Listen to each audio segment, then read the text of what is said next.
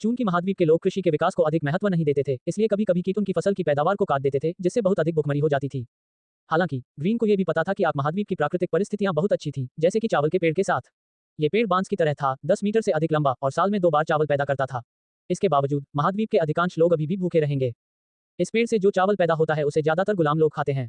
इस पेड़ के लिए जमीन की बहुत अधिक आवश्यकता नहीं थी। महाद्वीप पर ऐसे कई स्थान थे जहां इसे उगाया जा सकता था, इसलिए महाद्वीप में भोजन की कमी होना आसान नहीं था। लेकिन ग्रीन ने इन पेड़ों को उगाने के लिए चावल के बीज नहीं खरीदे। हालांकि वह इस तथ्य पर स्पष्ट थे कि मिट्टी की आवश्यकताएं इतनी अधिक नहीं थी। इस पेड़ को पहाड़ पर उगाना असंभव होगा क्योंकि इस पेड़ में एक महत्वपूर्ण खामी है। ये धातु के प्रति बहुत संवेदनशील था। एक परीक्षण किया गया जिसमें उन्होंने चावल के खेत में लोहे का 100 पाउंड का टुकड़ा डाला। परिणाम ये हुआ कि 10 दिनों के भीतर उस कृषि भूमि के सभी धान के पेड़ नष्ट हो गए। ठीक इसी वजह से ग्रीन ने चावल के पेड़ के लिए कोई बीज नहीं खरीदा। यद्यपि बोनो ने लगभग सभी लोहायस्कों का खनन किया है, फिर भी इस पर्वत की मिट्टी में संभवतः अन्य स्थानों की तुलना में लोहे का स्तर अधिक है। चावल उगाना बिल्कुल बकवास था। इसलिए ग्रीन ने इसके बजाय तेल वाले फलों के पेड़ उगाने को चुना। उनकी मिट्टी की आवश्यकताएं बहुत कम थीं और कबीले कई वर्षों तक उन पेड़ों से लाभ उठा सकेंगे। साथ ही इन्हें पहाड़ पर भी उगाया जा सकता है। लेकिन चावल के पेड़ों की तरह तेल वाले फलों के पेड़ों में भी एक घातक दोष था। वे कीटों के प्रति संवेदनशील थे। चावल के पेड़ों की तुलना में तेल के फल वास्तव में कीटों के प्रति संवेदनशील थे। हालांकि चावल के पेड़ औसतन हर 5 साल में बड़े पैमाने पर संक्रमण का अनुभव करते हैं, लेकिन तेल वाले फलों के पेड़ व्यावहारिक रूप से हर 1 साल में उन कीटों से प्रभावित होते हैं।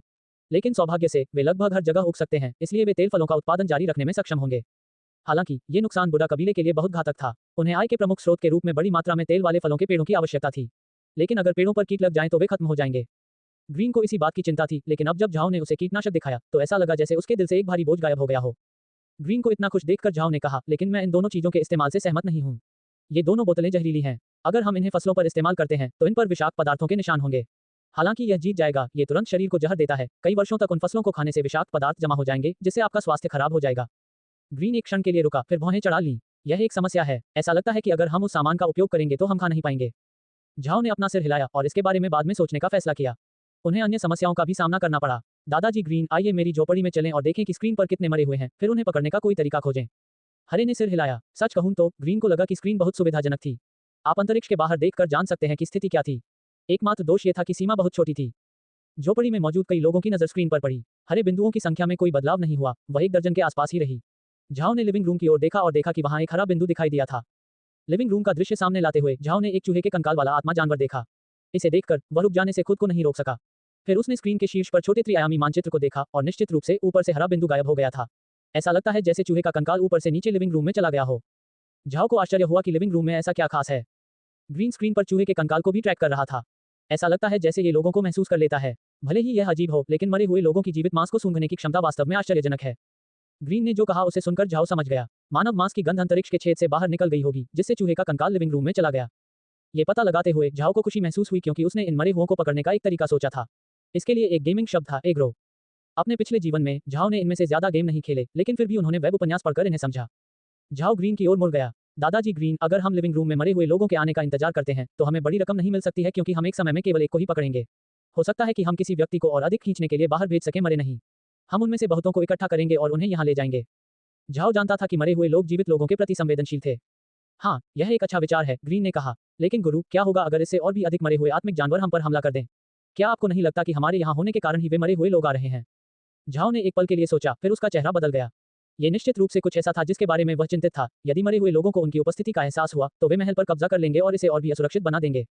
मेरिन ने सिर हिलाया। मुझे नहीं लगता कि यह हमारी वजह से है। मत भूलो, हम लगभग 1 महीने से यहाँ हैं। अगर हम ही कारण हैं, तो जैसे ही हम ब्लैक वेस्ट में आए, उन मरे हुए लोगों को सड़े हुए दलदल से बाहर आना चाहिए था। ग्रीन और झाओ ने सुना कि मेरिन ने क्या कहा और वे मदद नहीं कर सके लेकिन राहत महसूस की। लेकिन ग्रीन ने फिर भौहें चढ़ा दी। यह अजीब है। मुझे याद है कि लोग कहते थे कि यहाँ ब्लैक वेस्ट में हर 10 या 20 साल में मरे का प्रकोप होता है और आखिरी बार सिर्फ 3 या 4 साल पहले हुआ था। अगर यह हमारी वजह से नहीं है तो ऐसा क्यों हुआ प्रकोप इतनी जल्दी होता है? यदि प्रकोप की आवृत्ति इतनी तेज है तो हम मुसीबत में हैं। आप वास्तव में उन अफवाहों पर विश्वास नहीं कर सकते। कोई भी वास्तव में नहीं समझता कि ब्लैक वेस्ट कैसे काम करता है। मेरिन बस इतना ही कह सकी। हरे ने सिर हिलाया। हाँ, मैं भूल गया था कि ब्लैक वेस्ट में वास्तव में कुछ भी आकर्षक नहीं है, इसलिए स्वाभाविक रूप से कोई भी वास्तव में यहाँ नहीं आता है। खैर, वैसे भी अगर योजना काम नहीं करती है तो हम हमेशा अंतरिक्ष में छिप सकते हैं। ग्रीन का रवैया पहले से काफी बेहतर था। ऐसा नहीं था कि जब वह इतना हताश महसूस करता था मानो उसने आशा खो दी हो। अपने संघर्ष में वह बहुत गंभीर हो गए क्योंकि जो सबसे अच्छा था उसे करना कठिन था, जिससे उन पर बहुत दबाव था। लेकिन अब जब उसे झाओ के स्थान के बारे में पता चला तो ग्रीन का रवैया पूरी तरह से बदल गया। वह निश्चिंत दिख रहा था क्योंकि उसका मानना था कि जब तक झाओ के पास जगह है, बुडा कबीला जारी रहेगा। भले ही इसे इसके पूर्व गौरव पर बहाल नहीं किया गया, फिर भी बुडा कबीले की निरंतरता सुनिश्चित करना मुश्किल नहीं होगा। ग्रीन ने जो कहा उसे सुनकर झाओ हंसने के अलावा कुछ नहीं कर सका। चिंता मत करो दादाजी ग्रीन, यदि हम महाद्वीप के कुछ पौधों को अंतरिक्ष में रख सकते हैं तो हम अंतरिक्ष को समतल कर सकते हैं, जिसका अर्थ है कि हम इसे बड़ा बना सकते हैं। यह इसे और अधिक उपयोगी बना देगा। ग्रीन की आंखें चमक उठीं। सच में, मास्टर, क्या ये सच है कि जगह बड़ी हो सकती है? झाओ ने सिर हिलाया। बेशक, वास्तव में, जगह पहले ही 2 बार समतल हो चुकी है, जिससे हमें 4 एकड़ जमीन मिल गई है। दादी मेरिन को यह पता है क्योंकि वह दूसरे स्तर के दौरान अंतरिक्ष में थी। ग्रीन ने मेरिन की ओर देखा और उससे सकारात्मक प्रतिक्रिया मिलने के बाद उसके चेहरे पर उत्साह की झलक दिखी। ये बहुत अच्छा है। जब तक हम इस संकट से निपट सकते हैं, हम माँ की कंपनी को जादुई मूली भेजना शुरू कर सकते हैं। अब आप क्या करना चाहते हैं, मास्टर? दादी मेरिन, दादाजी ग्रीन, जब तक मैं यहाँ से मरे हुए लोगों की निगरानी करूंगा, तब तक आप झोपड़ी के पीछे के छेद से बाहर चले जाएंगे। आज हमें जितना हो सके उतने लोगों को पकड़ना होगा। ग्रीन और मेरिन ने सिर हिलाया, फिर मुड़े और बाहर चले गए, जबकि झाओ ने मरे हुए लोगों पर ध्यान दिया। अगले 5 दिनों में दास अपने पढ़ने और लिखने का अभ्यास कर रहे थे, जबकि झाओ और बाकी लोग मरे हुए आध्यात्मिक जानवरों को पकड़ रहे थे। इन 5 दिनों में उन्होंने झाओ के एग्रो के सुझाव का उपयोग किया और वे लगभग 1000 मरे हुए लोगों को पकड़ने में सफल रहे। एक बार जब ये मरे हुए लोग अंतरिक्ष में प्रवेश कर गए तो हरी आत्मा की आग जहां उनकी आंखें लाल होने वाली थी और फिर झाओ ने उन्हें अपने खलिहान में फेंक दिया। इसके अलावा इस 5 दिन की अवधि में अपनी 4 एकड़ जमीन की बदौलत वह मकई के 8 बैचों की कटाई करने में सक्षम हो गया, साथ ही बहुत सारे तेल वाले फलों की कटाई भी कर सका। अब जबकि उसके पास भंडारित मकई के लगभग 1 दर्जन बैच थे, झाओ ने सोचा कि उसे कुछ और बोने का प्रयास करना चाहिए। लेकिन अब उसके बारे में सोचने का समय नहीं था क्योंकि बाहर आत्मिक जानवर थे। 5 दिनों के अंतराल के बाद मरे हुए आत्मिक जानवर पकड़े जाने और परिवर्तित होने के बाद लगभग सभी गायब हो गए थे। इससे ग्रीन को सहज महसूस हुआ। उसे कुछ चिंता थी कि क्योंकि वे यहाँ थे इसलिए मरे हुए आत्मा वाले जानवर सड़े हुए दलदल से बाहर आए थे। लेकिन अब जब मरे हुए लोग चले गए थे और कोई भी दलदल से बाहर नहीं निकल रहा था, तो उसे इस अच्छी खबर से राहत मिली। एक बार जब मरे हुए आत्मा वाले जानवर पीछे हट गए तो झाओ और बाकी सभी लोग तुरंत वहां से चले गए। लेकिन एक बार जब वे बाहर निकले तो महल के भयानक विनाश को देखकर उन सभी के चेहरे पर झुर्रियां पड़ गईं। हालांकि मुख्य इमारत को उतना नुकसान नहीं हुआ, लेकिन सारा सामान क्षतिग्रस्त और नष्ट हो गया था, जिससे महल और अधिक जर्जर हो गया था। जीर्ण शीर्ण महल को देखकर झाओ का दिल असहज हो गया। हालांकि महल सादा और सरल था, फिर भी यह घर जैसा था। स्क्रीन ने उन्हें यह देखने की अनुमति दी थी कि बाहर क्या हो रहा है, लेकिन अब जब वे वास्तव में यहाँ थे तो विनाश अधिक तीव्र लग रहा था। ब्लॉकहेड तब तक दीवार पर मुक्का मारने से खुद को नहीं रोक सका जब तक कि उसकी मुट्ठी से खून नहीं बहने लगा। इसके विपरीत ग्रीन बहुत शांत स्वभाव के थे। पिछले कुछ दिनों से वह काम के सिलसिले में बाहर गया हुआ था, इसलिए उसे महल की स्थिति के बारे में स्पष्ट जानकारी थी। मेरिन ने महल की गंदी स्थिति भी देखी। ठीक है, चलो जो कुछ भी आत्मा जानवरों ने छुआ है उसे इकट्ठा करें और उन्हें महल से बाहर निकालें। मुझे डर है कि वे जहरीले हो सकते हैं। एक बार जब हम सब कुछ बाहर निकाल लेंगे तो मैं महल को साफ करने के लिए पानी का उपयोग करूंगा। हरे ने भौहें चढ़ा ली, लेकिन अब खाई का पानी हरा है और यह जहरीला लगता है। अगर हम उस पानी का उपयोग महल को साफ करने के लिए करते हैं तो यह उसे संक्रमित कर सकता है। मेरिन ने भी भौहें चढ़ा दी, फिर वह झाओ की ओर मुड़ी। मास्टर, क्या हमें खाई देखने जाना चाहिए? झाओ भी इसे देखना चाहता था। वह ये जांचना चाहता था कि क्या उसके स्थानिक जल की विषरण क्षमता खाई के पानी के जहर का समाधान हो सकती है। जाहिर तौर पर ग्रीन ने भी इस बारे में सोचा था। मास्टर, क्या आपको लगता है कि आप खाई में पानी को विषमुक्त कर सकते हैं? हम पहले जाकर देखेंगे। मेग, आप सभी के लिए महल में मौजूद हर चीज को बाहर फेंकने की व्यवस्था करेंगी। सभी ने स्थानिक पानी पी लिया है, इसलिए मुझे नहीं लगता कि अगर वे कुछ भी छुएंगे तो उन्हें जहर दिया जाएगा। मेग सहमत हो गई, फिर दासों को सफाई के लिए संगठित किया। ग्रीन और मेरिन के साथ झाओ सीधे खाई की ओर चला गया। तीनों ने खाई की ओर देखा। ये वास्तव में वैसा ही था जैसा ग्रीन ने कहा था। खाई के पानी ने वास्तव में एक अजीब हरी रोशनी छोड़ी। इसने न केवल उन्हें डरा दिया बल्कि उन्हें हैरान भी कर दिया। हालांकि पानी बह रहा था, हरा रंग नहीं बिखरा। खाई के पानी को देखकर मेरिन ने अपनी भौहें सिकोड़ लीं। पानी बह रहा है, लेकिन जाहिर तौर पर इसमें अभी भी बहुत सारे विषाक्त पदार्थ हैं। मुझे लगता है कि समस्या भूमिगत झील से हो सकती है। झाओ ने सिर हिलाया। दादी मेरिन, थोड़ा सा पानी बाहर निकालें। मैं चाहता हूं कि इसका विश्लेषण किया जा सके और परीक्षण किया जा सके कि पानी की विषाक्तता कितनी है। मेरिन ने अपने हाथ लहराए और पानी का एक बुलबुला ऊपर तैरने लगा। झाओ ने तुरंत इसे अपने स्थानिक खेत में रख दिया। झाओ के सिर में स्थानिक आवाज सुनाई दी। दूषित जल में विषैले यौगिकों का शुद्धिकरण संभव है। झाओ अब निश्चिंत हो सकता था। दादाजी ग्रीन, दादी मेरिन, चलो भूमिगत झील पर चलते हैं। अगर हम पानी के जहर को दूर करने के लिए स्थानिक पानी का उपयोग करना चाहते हैं तो बेहतर होगा कि हम स्रोत से शुरुआत करें। मेरिन और ग्रीन को भी राहत मिली। सच कहूं तो उन्हें डर था कि स्थानिक जल से जहर हटाने में परेशानी होगी। हालांकि उनका मानना था कि बहता पानी अंततः जहर को बाहर निकाल देगा, लेकिन इसके लिए बहुत लंबे समय की आवश्यकता होगी जो उनके कबीले के विकास को प्रभावित करेगा। जैसे ही वे पहाड़ की ओर जाने वाले थे, झाओ अचानक रुक गया और कुछ देखते हुए निश्चल खड़ा हो गया। मेरिन और ग्रीन दोनों हैरान थे, इसलिए वे वहां चले गए जहां झाओ की नजरें देख रही थीं। ये सिर्फ काली मिट्टी का क्षेत्र था, काले कचरे में कुछ भी असामान्य नहीं था। ग्रीन भ्रमित था, न जाने क्यों झाओ उसे घूर रहा था। मेरिन को भी ये पता लगाने में थोड़ी कठिनाई हुई कि वह क्यों अकड़ गया था, लेकिन जब अंततः उसे समझ आया तो उसका चेहरा अचानक सफेद हो गया। काली मिट्टी का वह क्षेत्र था जहां झाओ ने सबसे पहले अपना भूमि सुधार किया था। अब जमीन के उस टुकड़े का रंग बाकी ब्लैक वेस्ट से अलग नहीं था। मेरिन की आवाज कांप उठी। मास्टर, क्या ऐसा हो सकता है? झाओ ने सिर हिलाया, उसका चेहरा पीला पड़ गया। यदि वास्तव में ऐसा मामला था जिसमें वह भूमि वापस मूल काली मिट्टी में बदल गई तो उसका भूमि सुधार विफल हो गया था। ग्रीन को समझ नहीं आया कि उन दोनों में क्या गड़बड़ है, लेकिन उनके चेहरों को देखकर उसे पता चल गया कि कुछ बुरा हुआ है। जब वे जमीन के उस टुकड़े की ओर गए तो वह झाओ के पीछे चला गया। एक बार जब झाओ इसके सामने खड़ा हो गया तो वह नीचे बैठ गया और ध्यान से जमीन को देखा, फिर उसने अपना हाथ जमीन में खोदा और कुछ मिट्टी निकाली। उन्होंने राहत की लंबी सांस ली। ये पता चला कि यह भूमि पूरी तरह से अपने मूल स्वरूप में नहीं बदली। शायद वे मरे हुए आत्मिक जानवर अभी अभी काली मिट्टी लाए थे और जमीन के इस टुकड़े को ढक दिया था ताकि कुछ भी न उगे। उनका भूमि सुधार असफल नहीं था। मेरिन ने भी एक मुट्ठी मिट्टी उठाई और उसे ध्यान से देखा। उसने फिर भी बदसूरत चेहरा बनाया। ग्रीन ने दोनों को हैरानी से देखा, न जाने क्यों वे काली मिट्टी को करीब से देख रहे थे। वह भी नीचे झुक गया और उसमें से कुछ को अपने हाथ से पकड़ लिया। उन्होंने जल्द ही इस मिट्टी में सुधारों की खोज की। चौंक कर उसने उत्साहपूर्वक झाओ का सामना किया। मास्टर, यह क्या है? झाओ ने गहरी सांस ली और समझाया, यह मेरे स्थान के कारण है। स्थानिक पृथ्वी और पानी का उपयोग करके मैं भूमि के इस टुकड़े में मिट्टी को बेहतर बनाने में सक्षम था ताकि हम यहाँ चीजें उगा सकें। लेकिन किसी कारण से आत्मा वाले जानवर इस काली मिट्टी को कहीं और से लाए और ढक दिया उन्नत भूमि। इससे पहले कि ग्रीन कुछ कह पाता, मेरिन बोल पड़ी, नहीं गुरु, मुझे नहीं लगता कि यह काली मिट्टी कहीं और से यहाँ लाई गई थी, बल्कि इस भूमि की सतह आत्मा जानवर के विषाक्त पदार्थों से संक्रमित हो गई है, जिससे ये वापस काली मिट्टी में बदल गई है। यदि आत्मा जानवर वास्तव में लाए थे यहाँ की काली मिट्टी, निश्चित रूप से इतनी एक समान नहीं होगी। चारों ओर देखो, इस पूरी भूमि का रंग बदल गया है। झाओ ने एक पल के लिए जमीन को ध्यान से देखा और पाया कि मेरिन ने जो कहा वह सच था। काला रंग बहुत एक समान था। ये बहुत अनुचित था। एकमात्र स्पष्टीकरण ये था कि उन्नत भूमि को कवर नहीं किया गया था, ये दूषित थी। महाद्वीप पर कोई नहीं जानता था कि ब्लैक वेस्ट ऐसा क्यों हो गया है। लेकिन जब झाओ ने प्रदूषित पानी देखा और अब भूमि के इस टुकड़े को देख रहा है, तो उसने स्वाभाविक रूप से सोचा कि यह आत्मिक जानवरों द्वारा प्रदूषित है। दुर्भाग्य से उन्हें सही उत्तर मिल गया। झाओ ने मैदान मारा, हमारे प्रयास व्यर्थ क्यों जाने चाहिए? ग्रीन ने झाओ के कंधे को थपथपाया। नहीं मास्टर, निश्चिंत रहें, हम इस मामले को सुलझाने का कोई रास्ता खोज लेंगे। झाओ का चेहरा अभी भी अच्छा नहीं लग रहा था। उसने जमीन को छूते हुए कहा, नहीं, आप नहीं समझे। जमीन का इतना बड़ा टुकड़ा, मैंने इसे धीरे धीरे खेती के लिए बेहतर बनाने की योजना बनाई थी, लेकिन अब लगता है कि यह योजना कभी भी लागू नहीं होगी। झाओ निराशा की दृष्टि से खड़ा हो गया। इस बार झटका सचमुच बहुत भारी था। वह थोड़े से समय में भूमि के इतने बड़े क्षेत्र को परिवर्तित नहीं कर सका। यदि परिवर्तन पूरा करने से पहले वे आत्मिक जानवर आ जाते हैं, तो उसके सभी प्रयास व्यर्थ हो जाएंगे। भले ही उसने परिवर्तन पूरा कर लिया हो और वे आत्मिक जानवर प्रकट हो जाएं, ये भी उसके लिए बेकार काम करने के समान होगा। ग्रीन को नहीं पता था कि झाओ को कैसे सांत्वना दी जाए।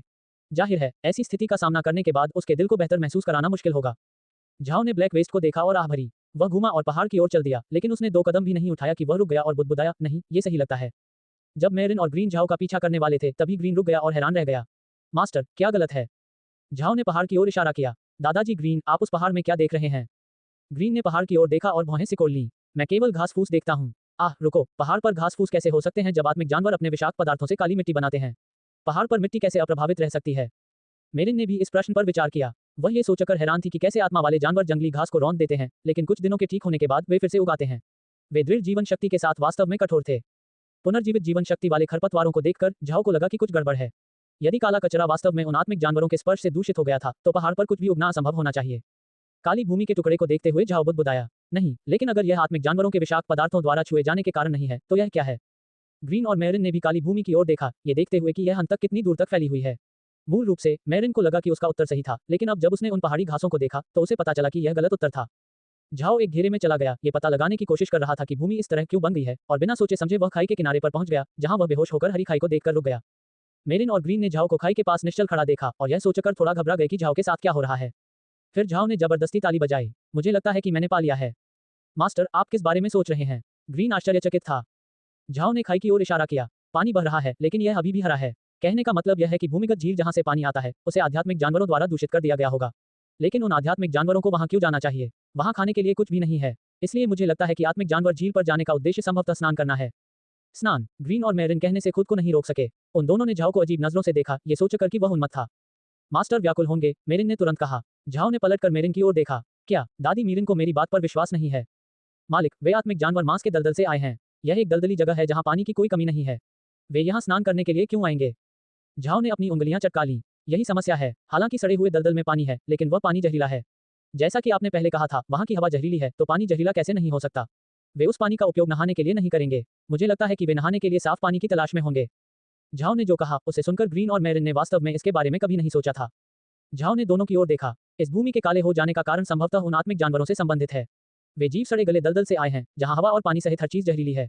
हो सकता है कि उन आत्मिक जानवरों के लिए जहर भी बहुत ज्यादा हो खड़े होने के लिए। इसलिए वे संभवतः यहाँ ब्लैक वेस्ट में जाएंगे और अपने शरीर से अतिरिक्त विषाक्त पदार्थों को बाहर निकालने की कोशिश करेंगे। इससे ब्लैक वेस्ट धीरे धीरे अपनी वर्तमान स्थिति में पहुंच जाएगा। झाओ ने जो कहा वह ग्रीन और मेरिन के लिए अधिक से अधिक समझ में आया। लेकिन ग्रीन ने भौहें चढ़ा दी। लेकिन भले ही हम विश्रण कर सकें, जब आत्मा वाले जानवर उच्च आवृत्ति के साथ सड़े हुए दलदल से बाहर आते हैं, तो क्या हम तब भी परेशानी में नहीं होंगे? ग्रीन ने जो कहा उसे सुनकर झाओ का उत्साह गायब हो गया। उसे याद आया कि भले ही उसे संभावित सत्य का पता चल गया हो, फिर भी उसे अभी तक कोई समाधान नहीं मिला है। झाओ ने गहरी सांस ली और ब्लैक वेस्ट की ओर देखा। हम इसके बारे में चिंता करते नहीं रह सकते क्योंकि यह पहले ही हो चुका है। यदि कोई समाधान है, तो हम अंततः इसके बारे में सोचेंगे। इतना कहकर वह पहाड़ की ओर चल दिया। झाओ के पीछे चलने से पहले ग्रीन और मेरिन ने आह भरते हुए ब्लैक वेस्ट पर एक आखिरी नजर डाली। उन्हें डर था कि भूमिगत झील के आसपास आत्मिक जानवर घूम सकते हैं, इसलिए ये झाओ के लिए खतरनाक होगा। तीनों खदानों के प्रवेश द्वार तक पहुंचे। इससे पहले कि झाओ अंदर जा पाता, मेरिन ने उसे एक तरफ खींच लिया। मास्टर, पहले ग्रीन को देखने दो। झाओ अनिच्छा से रुक गया, लेकिन जल्द ही अंदर से ग्रीन की आवाज सुनाई दी। मास्टर, मेरिन, अंदर आएं। यहाँ कोई आत्मिक जानवर नहीं है। झाओ और मेरिन खदानों में चले गए और अंततः भूमिगत झील तक पहुंच गए जहां ग्रीन खड़ा था, झील को एकटक देख रहा था। मेरिन ने तुरंत प्रकाश मंत्र का प्रयोग किया, अब तीनों झील की स्थिति स्पष्ट रूप से देख सकते थे। झील हरी भरी थी, ये खाई से भी गहरा हरा था। झाओ ने आह भरी, इतनी अच्छी झील के साथ मुझे इससे नफरत है जब तुम लोग इसमें नहाते हो। इन शब्दों के साथ उसने एक छेद खोला और स्थानिक पानी झील में डाला गया। लेकिन झाओ ने यह नहीं सोचा था कि जैसे ही स्थानिक पानी झील में प्रवेश करेगा, यह एक रासायनिक प्रतिक्रिया जैसा कुछ उत्पन्न करेगा। संपर्क के बिंदु से विसरण प्रभाव तेज गति से झील के केंद्र की ओर बढ़ा और फिर उससे आगे जहां झाओ देख सकता था। झाओ स्तब्ध रह गया, हालांकि उन्हें संदेह था कि अंतरिक्ष पानी के जहर का समाधान कर सकता है, क्या ये बहुत जल्दी नहीं था? इस झील से पानी कहां से निकलता है, क्या ये भी उतनी ही तेजी से प्रतिक्रिया करेगा? झाओ अभी भी अनिश्चित था। मुझे नहीं पता कि पानी में अभी भी विषाक्त पदार्थ है या नहीं, दादी मेरिन। क्या आप देख सकती हैं? चूंकि मेरिन एक शक्तिशाली जल जादूगरनी थी, इसलिए इस तरह की चीजें उसकी क्षमताओं में थीं। मेरिन ने सिर हिलाया, वह झील की ओर पहुंची और एक मंत्र फुसफुसाया। उसके हाथ से नीली रोशनी का एक समूह निकला, जैसे तारों से भरा आकाश हो, फिर वे झील में गायब हो गए। आखिरकार मेरिन के हाथों में नीली बत्तियां एक साथ आ गईं, फिर वे धीरे धीरे गायब हो गईं। मेरिन ने आश्चर्य से अपनी आंखें खोलीं। यह आश्चर्यजनक है, सभी विषाक्त पदार्थ गायब हो गए थे, कुछ भी नहीं बचा है। झाओ ने तुरंत कहा, आइए महल में वापस चलें और देखें। तीनों तुरंत खदान से बाहर चले गए। जैसे ही वे प्रवेश द्वार से बाहर निकले, उन्हें महल से धुआं उठता हुआ दिखाई दिया। जाहिर है, मेघ अपना काम कर रही थी। एक बार जब वे महल में पहुंचे तो उन्होंने देखा कि मेघ कुछ कचरे में आग लगा रही थी, जिसे उन्होंने महल से बाहर फेंक दिया था। ये देखने के बाद झाओ तेजी से खाई तक चला गया और निश्चित रूप से पानी साफ था। सारी हरियाली पूरी तरह गायब हो गई थी। लेकिन झाओ अभी भी आश्वस्त नहीं था। उन्होंने मेरिन को पानी का एक बुलबुला तैराने को कहा और फिर वह ये देखने के लिए अपने स्थान में ले आई कि क्या यह अभी भी जहरीला है। आवाज आई और उसने उसे बताया कि पानी को जहरीले यौगिकों से पूरी तरह साफ कर दिया गया है। मेघ द्वारा सारा कचरा बाहर फेंकने तक इंतजार करने के बाद मेरिन ने महल को साफ करने के लिए जादुई रूप से पानी का उपयोग किया। एक बार जब ये पूरा हो गया तो महल अंततः फिर से रहने योग्य हो गया। हालांकि महल फिर से साफ हो गया था, लेकिन ये गीला नहीं था। इसका मुख्य कारण पानी पर मेरिन का नियंत्रण था। वह 8वीं स्तर की जल जादूगरनी थी, उसका नियंत्रण उत्तम था। पानी केवल गंदगी को तब तक धोता रहा जब तक कि महल व्यावहारिक रूप से चमकने न लगा, और उसके पूरा हो जाने के बाद थोड़ी जलवाष्प के अलावा कुछ भी नहीं बचा। मेरिन द्वारा महल को साफ करने के बाद झाओ ने तुरंत रसोई और दासों के लिए कुछ मकई के डंठल के साथ साथ अपने स्थान से आपूर्ति वापस ले ली। आखिरकार उन्हें जीने के लिए इस चीज की जरूरत थी। एक बार जब उन चीजों को बाहर निकाल लिया गया तो झाओ ने महल की सफाई पूरी करने के लिए मेघ को छोड़ दिया, जबकि वह मेरिन को घाटी की जांच करने के लिए ले गया। वह देखना चाहता था कि क्या घाटी भी बाकी ब्लैक वेस्ट की तरह ही बन गई है। ग्रीन भी झाओ के साथ घाटी को देखना चाहता था। यदि ये दूषित न हुआ होता तो इसे भोजन उगाने का एक अच्छा स्रोत माना जाता। मेरिन ने उन्हें झील के पार और सीधे घाटी की ओर लाने के लिए अपने जल मंत्रों का उपयोग किया। झाओ का हृदय व्यथित हो गया। उन्हें डर था कि घाटी बाकी ब्लैक वेस्ट से अलग नहीं होगी। एक बार जब वे घाटी में पहुंचे तो झाओ चुप था। जैसा कि उन्हें उम्मीद थी, घाटी में जिस भूमि को उन्होंने सुधारा था वह अपने मूल स्वरूप में लौट आई। लेकिन जब वह घाटी को देख रहा था तो उसे एक समस्या का पता चला। कोई पदचिह्न नहीं थे। इस बात का कोई संकेत नहीं था कि इस जमीन पर कुछ भी था। यदि आत्मिक जानवर यहाँ नहीं रहे हैं तो भूमि ऐसी कैसे बन सकती है? झाओ हैरान था। उसके बगल में ग्रीन ने आह भरी। अगर पैरों के निशान नहीं हैं तो ऐसा लगता है कि वे उड़ने वाले आत्मा वाले जानवर अपना जहर फैला रहे थे। ग्रीन ने जो कहा उसे सुनकर झाओ ने पहाड़ की ओर देखा और यहाँ वहाँ कुछ काले धब्बे देखे। वास्तव में ऐसा लग रहा था कि ग्रीन सही था, ऐसा उड़ने वाले आत्मिक जानवरों के विषाक्त पदार्थों के कारण था। झाओ को उदास महसूस हुआ। उन्हें न केवल जमीन पर आत्मिक जानवरों से निपटना था, बल्कि आकाश में उड़ने वाले जानवरों से भी निपटना था। तभी जमीन खोजते समय मेरिन अचानक चिल्लाया, आह मास्टर, आओ देखो। झाओ और ग्रीन को नहीं पता था कि मेरिन किस बात को लेकर इतनी उत्साहित थी, इसलिए वे दौड़कर आए और उसने उन्हें जो दिखाया उससे वे चौंक गए। उनके सामने एक अंकुर था, मक्के का एक छोटा सा पौधा। उनकी आंखों के सामने एक छोटा सा अंकुर था, लेकिन यह मत भूलो कि यह धरती काली धरती में बदल चुकी थी, इसलिए उसे विकसित होते देखना क्या अजीब नहीं था। इन पौधों को देखकर झाओ हैरान रह गया। जब जमीन ऐसी हो गई तो वह कैसे उग सकती है? मेरिन और ग्रीन को नहीं पता था कि उसे कैसे जवाब देना है। उन्हें भी समझ नहीं आया कि क्यों। झाओ ने अंकुर के चारों ओर जमीन पर पंजे मारे और पाया कि भले ही सतह काली मिट्टी में बदल गई हो, अंकुर की जड़ों का पोषण उपजाऊ धरती द्वारा किया जा रहा था।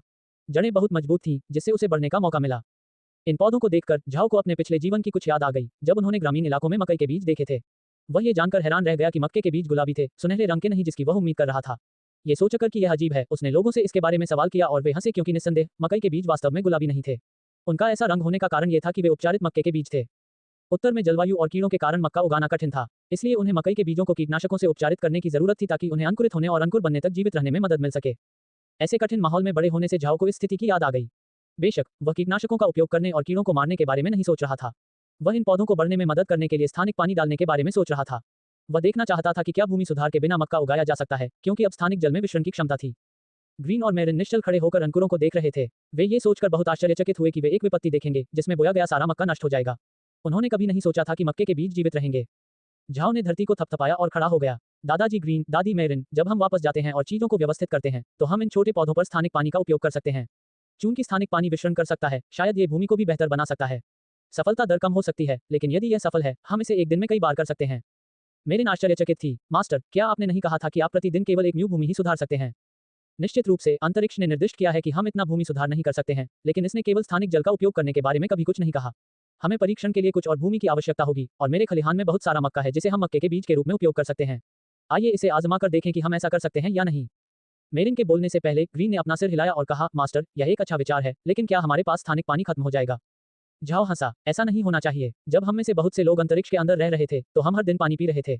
हर कोई प्रतिदिन जितना पानी पीता था वह निश्चित रूप से छोटी मात्रा नहीं थी, फिर भी क्या आपने देखा कि क्या पानी कम था? स्थानिक जल वास्तव में कोई कमी नहीं हुई, ग्रीन ने याद किया। ये वास्तव में बहुत अच्छा है मास्टर, लेकिन मुझे अभी भी लगता है कि हमें पहले मूली को माँ की कंपनी को भेजना चाहिए। फिर हम पहाड़ पर तेल फल के बीज और अल्फाफा के बीज उगाना शुरू कर सकते हैं। एक बार जब हम इसे स्थानिक पानी से डुबो देंगे तो हम धीरे धीरे कर सकते हैं तेल वाले फलों के पेड़ों की वृद्धि अवधि को कम करने के लिए पहाड़ी भूमि को बदलें। एक बार जब हमारी फसल अच्छी होगी तो हमें एक निश्चित आय हो सकती है। झाओ ने सिर हिलाया, हाँ, हमें ऐसा करना चाहिए, लेकिन मुझे थोड़ी चिंता है कि जब हम मूली देने जाएंगे तो जब हम निकलेंगे तो महल में लोगों का क्या होगा? अगर वे आध्यात्मिक जानवर हमला करेंगे तो वे विरोध करने में असमर्थ होंगे। ग्रीन हंसे, मास्टर, आप किस बारे में चिंता कर रहे हैं? हम सभी को अपने साथ अंतरिक्ष के अंदर ले जा सकते हैं। झाओ ने एक पल के लिए सोचा और फिर मुस्कुराया। वह इसके बारे में भूल गया। अपने स्पेस से वह आसानी से सभी को अपने साथ ले जा सकते थे। आखिरकार सभी की सुरक्षा करना सबसे महत्वपूर्ण था। यह एक अच्छा विचार है। मेरिन ने सिर हिलाया। इसके अलावा हमें यह नहीं छिपाना चाहिए कि महल कितना क्षतिग्रस्त दिखता है।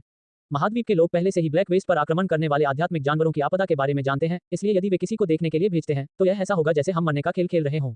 शायद भविष्य में हमें उन लोगों के बारे में चिंता करने की जरूरत नहीं होगी।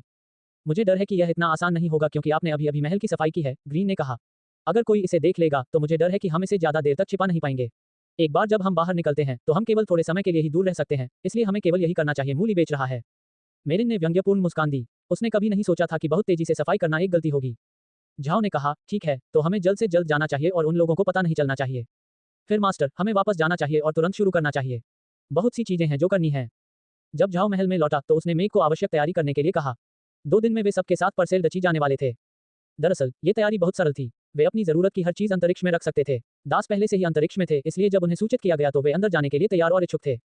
2 दिन बाद सभी लोग अंतरिक्ष में चले गए। हालांकि झाओ अंदर नहीं गया, वह ग्रीन के साथ बाहर रह रहा था। ग्रीन, यदि वह स्वयं यात्रा कर रहा होता तो वास्तव में तेजी से जा सकता था, लेकिन चूंकि झाओ इस बार उसके साथ जा रहा था, वे स्वाभाविक रूप से अधिक धीरे धीरे आगे बढ़ेंगे। सौभाग्य से झाओ ने मरे हुए लोगों में से एक को अंतरिक्ष से बाहर निकाला और अब वह और ग्रीन एलियन पर सवार होकर अपने रास्ते पर थे। हालांकि ग्रीन तेज था, फिर भी वह थक जाता था, जबकि एक मरा हुआ व्यक्ति एक सतत गति मशीन की तरह चलता रह सकता था। ये कहा जाना चाहिए कि काला कचरा वास्तव में बहुत बड़ा था। उनकी गति धीमी नहीं थी और वे दिन रात आगे बढ़ रहे थे, लेकिन ब्लैक वेस्ट की बाहरी परिधि को देखने में उन्हें 3 दिन और लगेंगे। सौभाग्य से एलियन इतना बड़ा था कि झाओ बिस्तर बनाने के लिए उसकी पीठ को लकड़ी के तख्तों से ढक सकता था, जैसे मरे हुए को कार में बदलना। अभी वे पत्थर की पट्टियों से बनी एक सड़क से नीचे जा रहे थे और यद्यपि वह खराब हो गई थी, फिर भी वह सपाट थी, जो बौनों की शानदार शिल्प कौशल को दिखा रही थी। इस सड़क का उपयोग बौनों द्वारा विभिन्न प्रकार के लौह उत्पादों के साथ साथ बड़ी संख्या में लौह अयस्क को पूरे महाद्वीप में बेचने के लिए किया जाता था। लेकिन चूंकि सभी लौह अयस्क का खनन किया गया था और किसी भी साहसी व्यक्ति ने कैरियन दलदल को जीतने की कोशिश नहीं की थी, अब कोई भी इस सड़क का उपयोग नहीं करता है। यदि ये तथ्य न होता कि यहाँ घास नहीं उगती तो यहाँ कोई सड़क ही नहीं होती। 3 दिन बाद झाओ ने अंततः ब्लैक वेस्ट की बाहरी परिधि देखी। दूर उसे कुछ हरा दिखाई दिया, जिससे उसकी आत्मा जाग उठी। ग्रीन को भी राहत मिली। सच कहूं तो वह दृश्यों में बदलाव चाहेंगे। अनंत काली मिट्टी को देखना एक प्रकार की यातना थी। अपनी पूरी यात्रा के दौरान वह और झाओ कम से कम बात कर रहे थे, खासकर आखिरी आधे दिन में जब उन्होंने एक दूसरे से एक शब्द भी नहीं कहा। दोनों वहीं बैठे रहे, अंतहीन काली मिट्टी को देख रहे थे, जैसे उनकी आत्माएं चूस ली गई हों। तो फिर सोचिए क्या होगा जब उनकी नजर अचानक हरे रंग की किसी चीज पर पड़ी। भले ही ये थोड़ा सा ही था, लेकिन इसका प्रभाव बहुत बड़ा था। झाओ चिल्लाया जैसे वह भागना चाहता हो। हरा हंसा, मास्टर, यह बाहरी परिधि है, वहां पर परसेल डची है। यदि हम आगे जाते हैं तो हम बुडा कबीले के क्षेत्र को छोड़ देंगे। ग्रीन ने जो कहा, झाओ ने सिर हिलाया और उस सारी काली भूमि को देखने के लिए मुड़ गया। जमीन उसकी थी, लेकिन इससे उसे खुशी नहीं हुई। उस अंतहीन जमीन को देखकर, जिस पर पौधारोपण नहीं किया जा सकता था, ऐसा लग रहा था कि उनके विचार संभव नहीं थे। धीरे धीरे उन्होंने हरे रंग के अधिक से अधिक टुकड़े देखे। फिर झाओ ने ऐसे पहाड़ देखे जो उसके महल के पास के लोहे के पहाड़ से भी बड़े और बहुत अधिक पेड़ों वाले थे। जब उसने इन खड़े पहाड़ों को देखा तो वह आश्चर्यचकित रह गया, जिससे लोहे का पहाड़ कोमल लग रहा था। ग्रीन ने झाओ के चेहरे का भाव देखा और मुस्कुराया। मुझे लगता है कि मास्टर को उम्मीद नहीं थी कि यहाँ पहाड़ इतने ऊंचे और खड़े होंगे। झाओ ने सिर हिलाया, फिर ग्रीन ने जारी रखा। वास्तव में यह आश्चर्य की बात नहीं है। भले ही यह सबसे ऊंचा स्थान नहीं है, ये निश्चित रूप से सबसे छोटा नहीं है। तुलनात्मक रूप से कहें तो वे हमारे महल के पास वाले स्थान से ऊंचे हैं। फिर उन्हें दूर सैकड़ों मीटर चौड़ी एक घाटी दिखाई दी। ये ब्लैक वेस्ट से बाहर निकलने का एकमात्र रास्ता था। जब तक वे वहां से गुजरेंगे, वे परसेल डची के क्षेत्र में प्रवेश करेंगे। हरे ने घाटी की ओर इशारा किया। उस जगह को कभी आयरन स्ट्रीम वैली कहा जाता था। सारा लोहा वहीं से होकर बाहर निकलता था, लेकिन जब से वहां से कोई और लोहा नहीं निकला, लोग धीरे धीरे इस जगह का नाम भूल गए और अंततः इसे फगॉटन वैली के नाम से जाना जाने लगा। फगॉटन वैली में मोंटेनेग्रो नामक एक किला है। इसे फगॉटन वैली से होकर परसेल डची में जाने से स्पिरिट जानवरों के किसी भी बड़े प्रकोप को रोकने के लिए डिजाइन किया गया था। ये कहना अजीब है कि वे स्पिरिट जानवर कभी भी ब्लैक वेस्ट से बाहर नहीं आए थे, इसलिए किला धीरे धीरे साहसी लोगों के लिए एक स्वर्ग में बदल गया।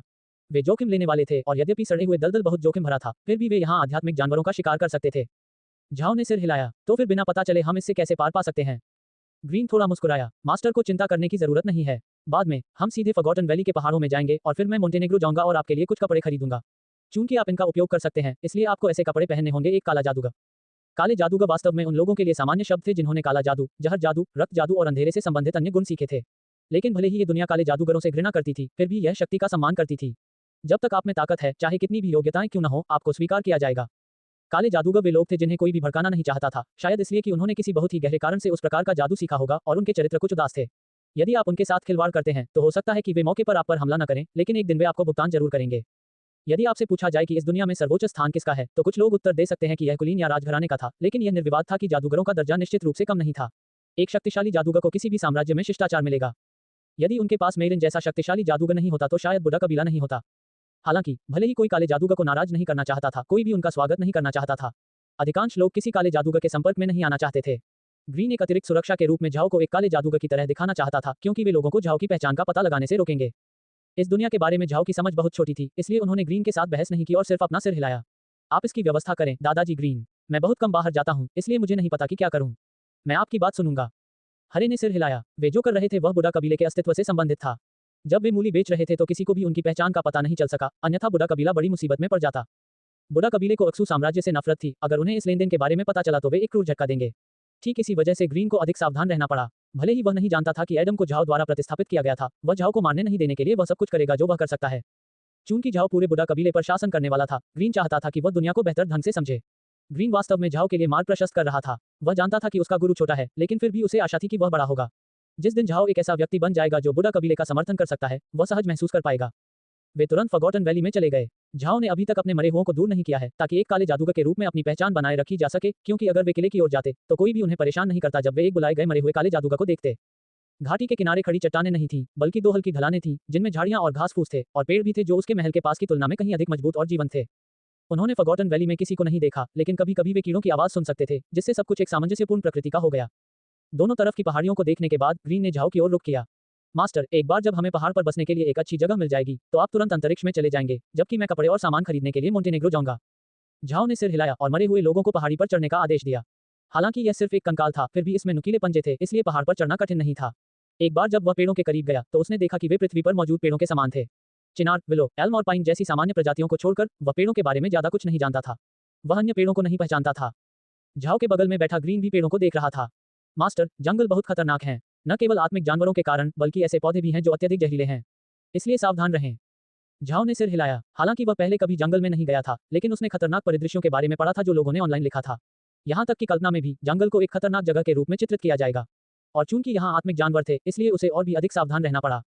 पहाड़ पर बहुत सारी वनस्पति थी। आप हर जगह तरह तरह के पेड़ देख सकते थे, यहाँ तक कि जब आप जंगल से गुजरते थे तो रोशनी कम हो जाती थी।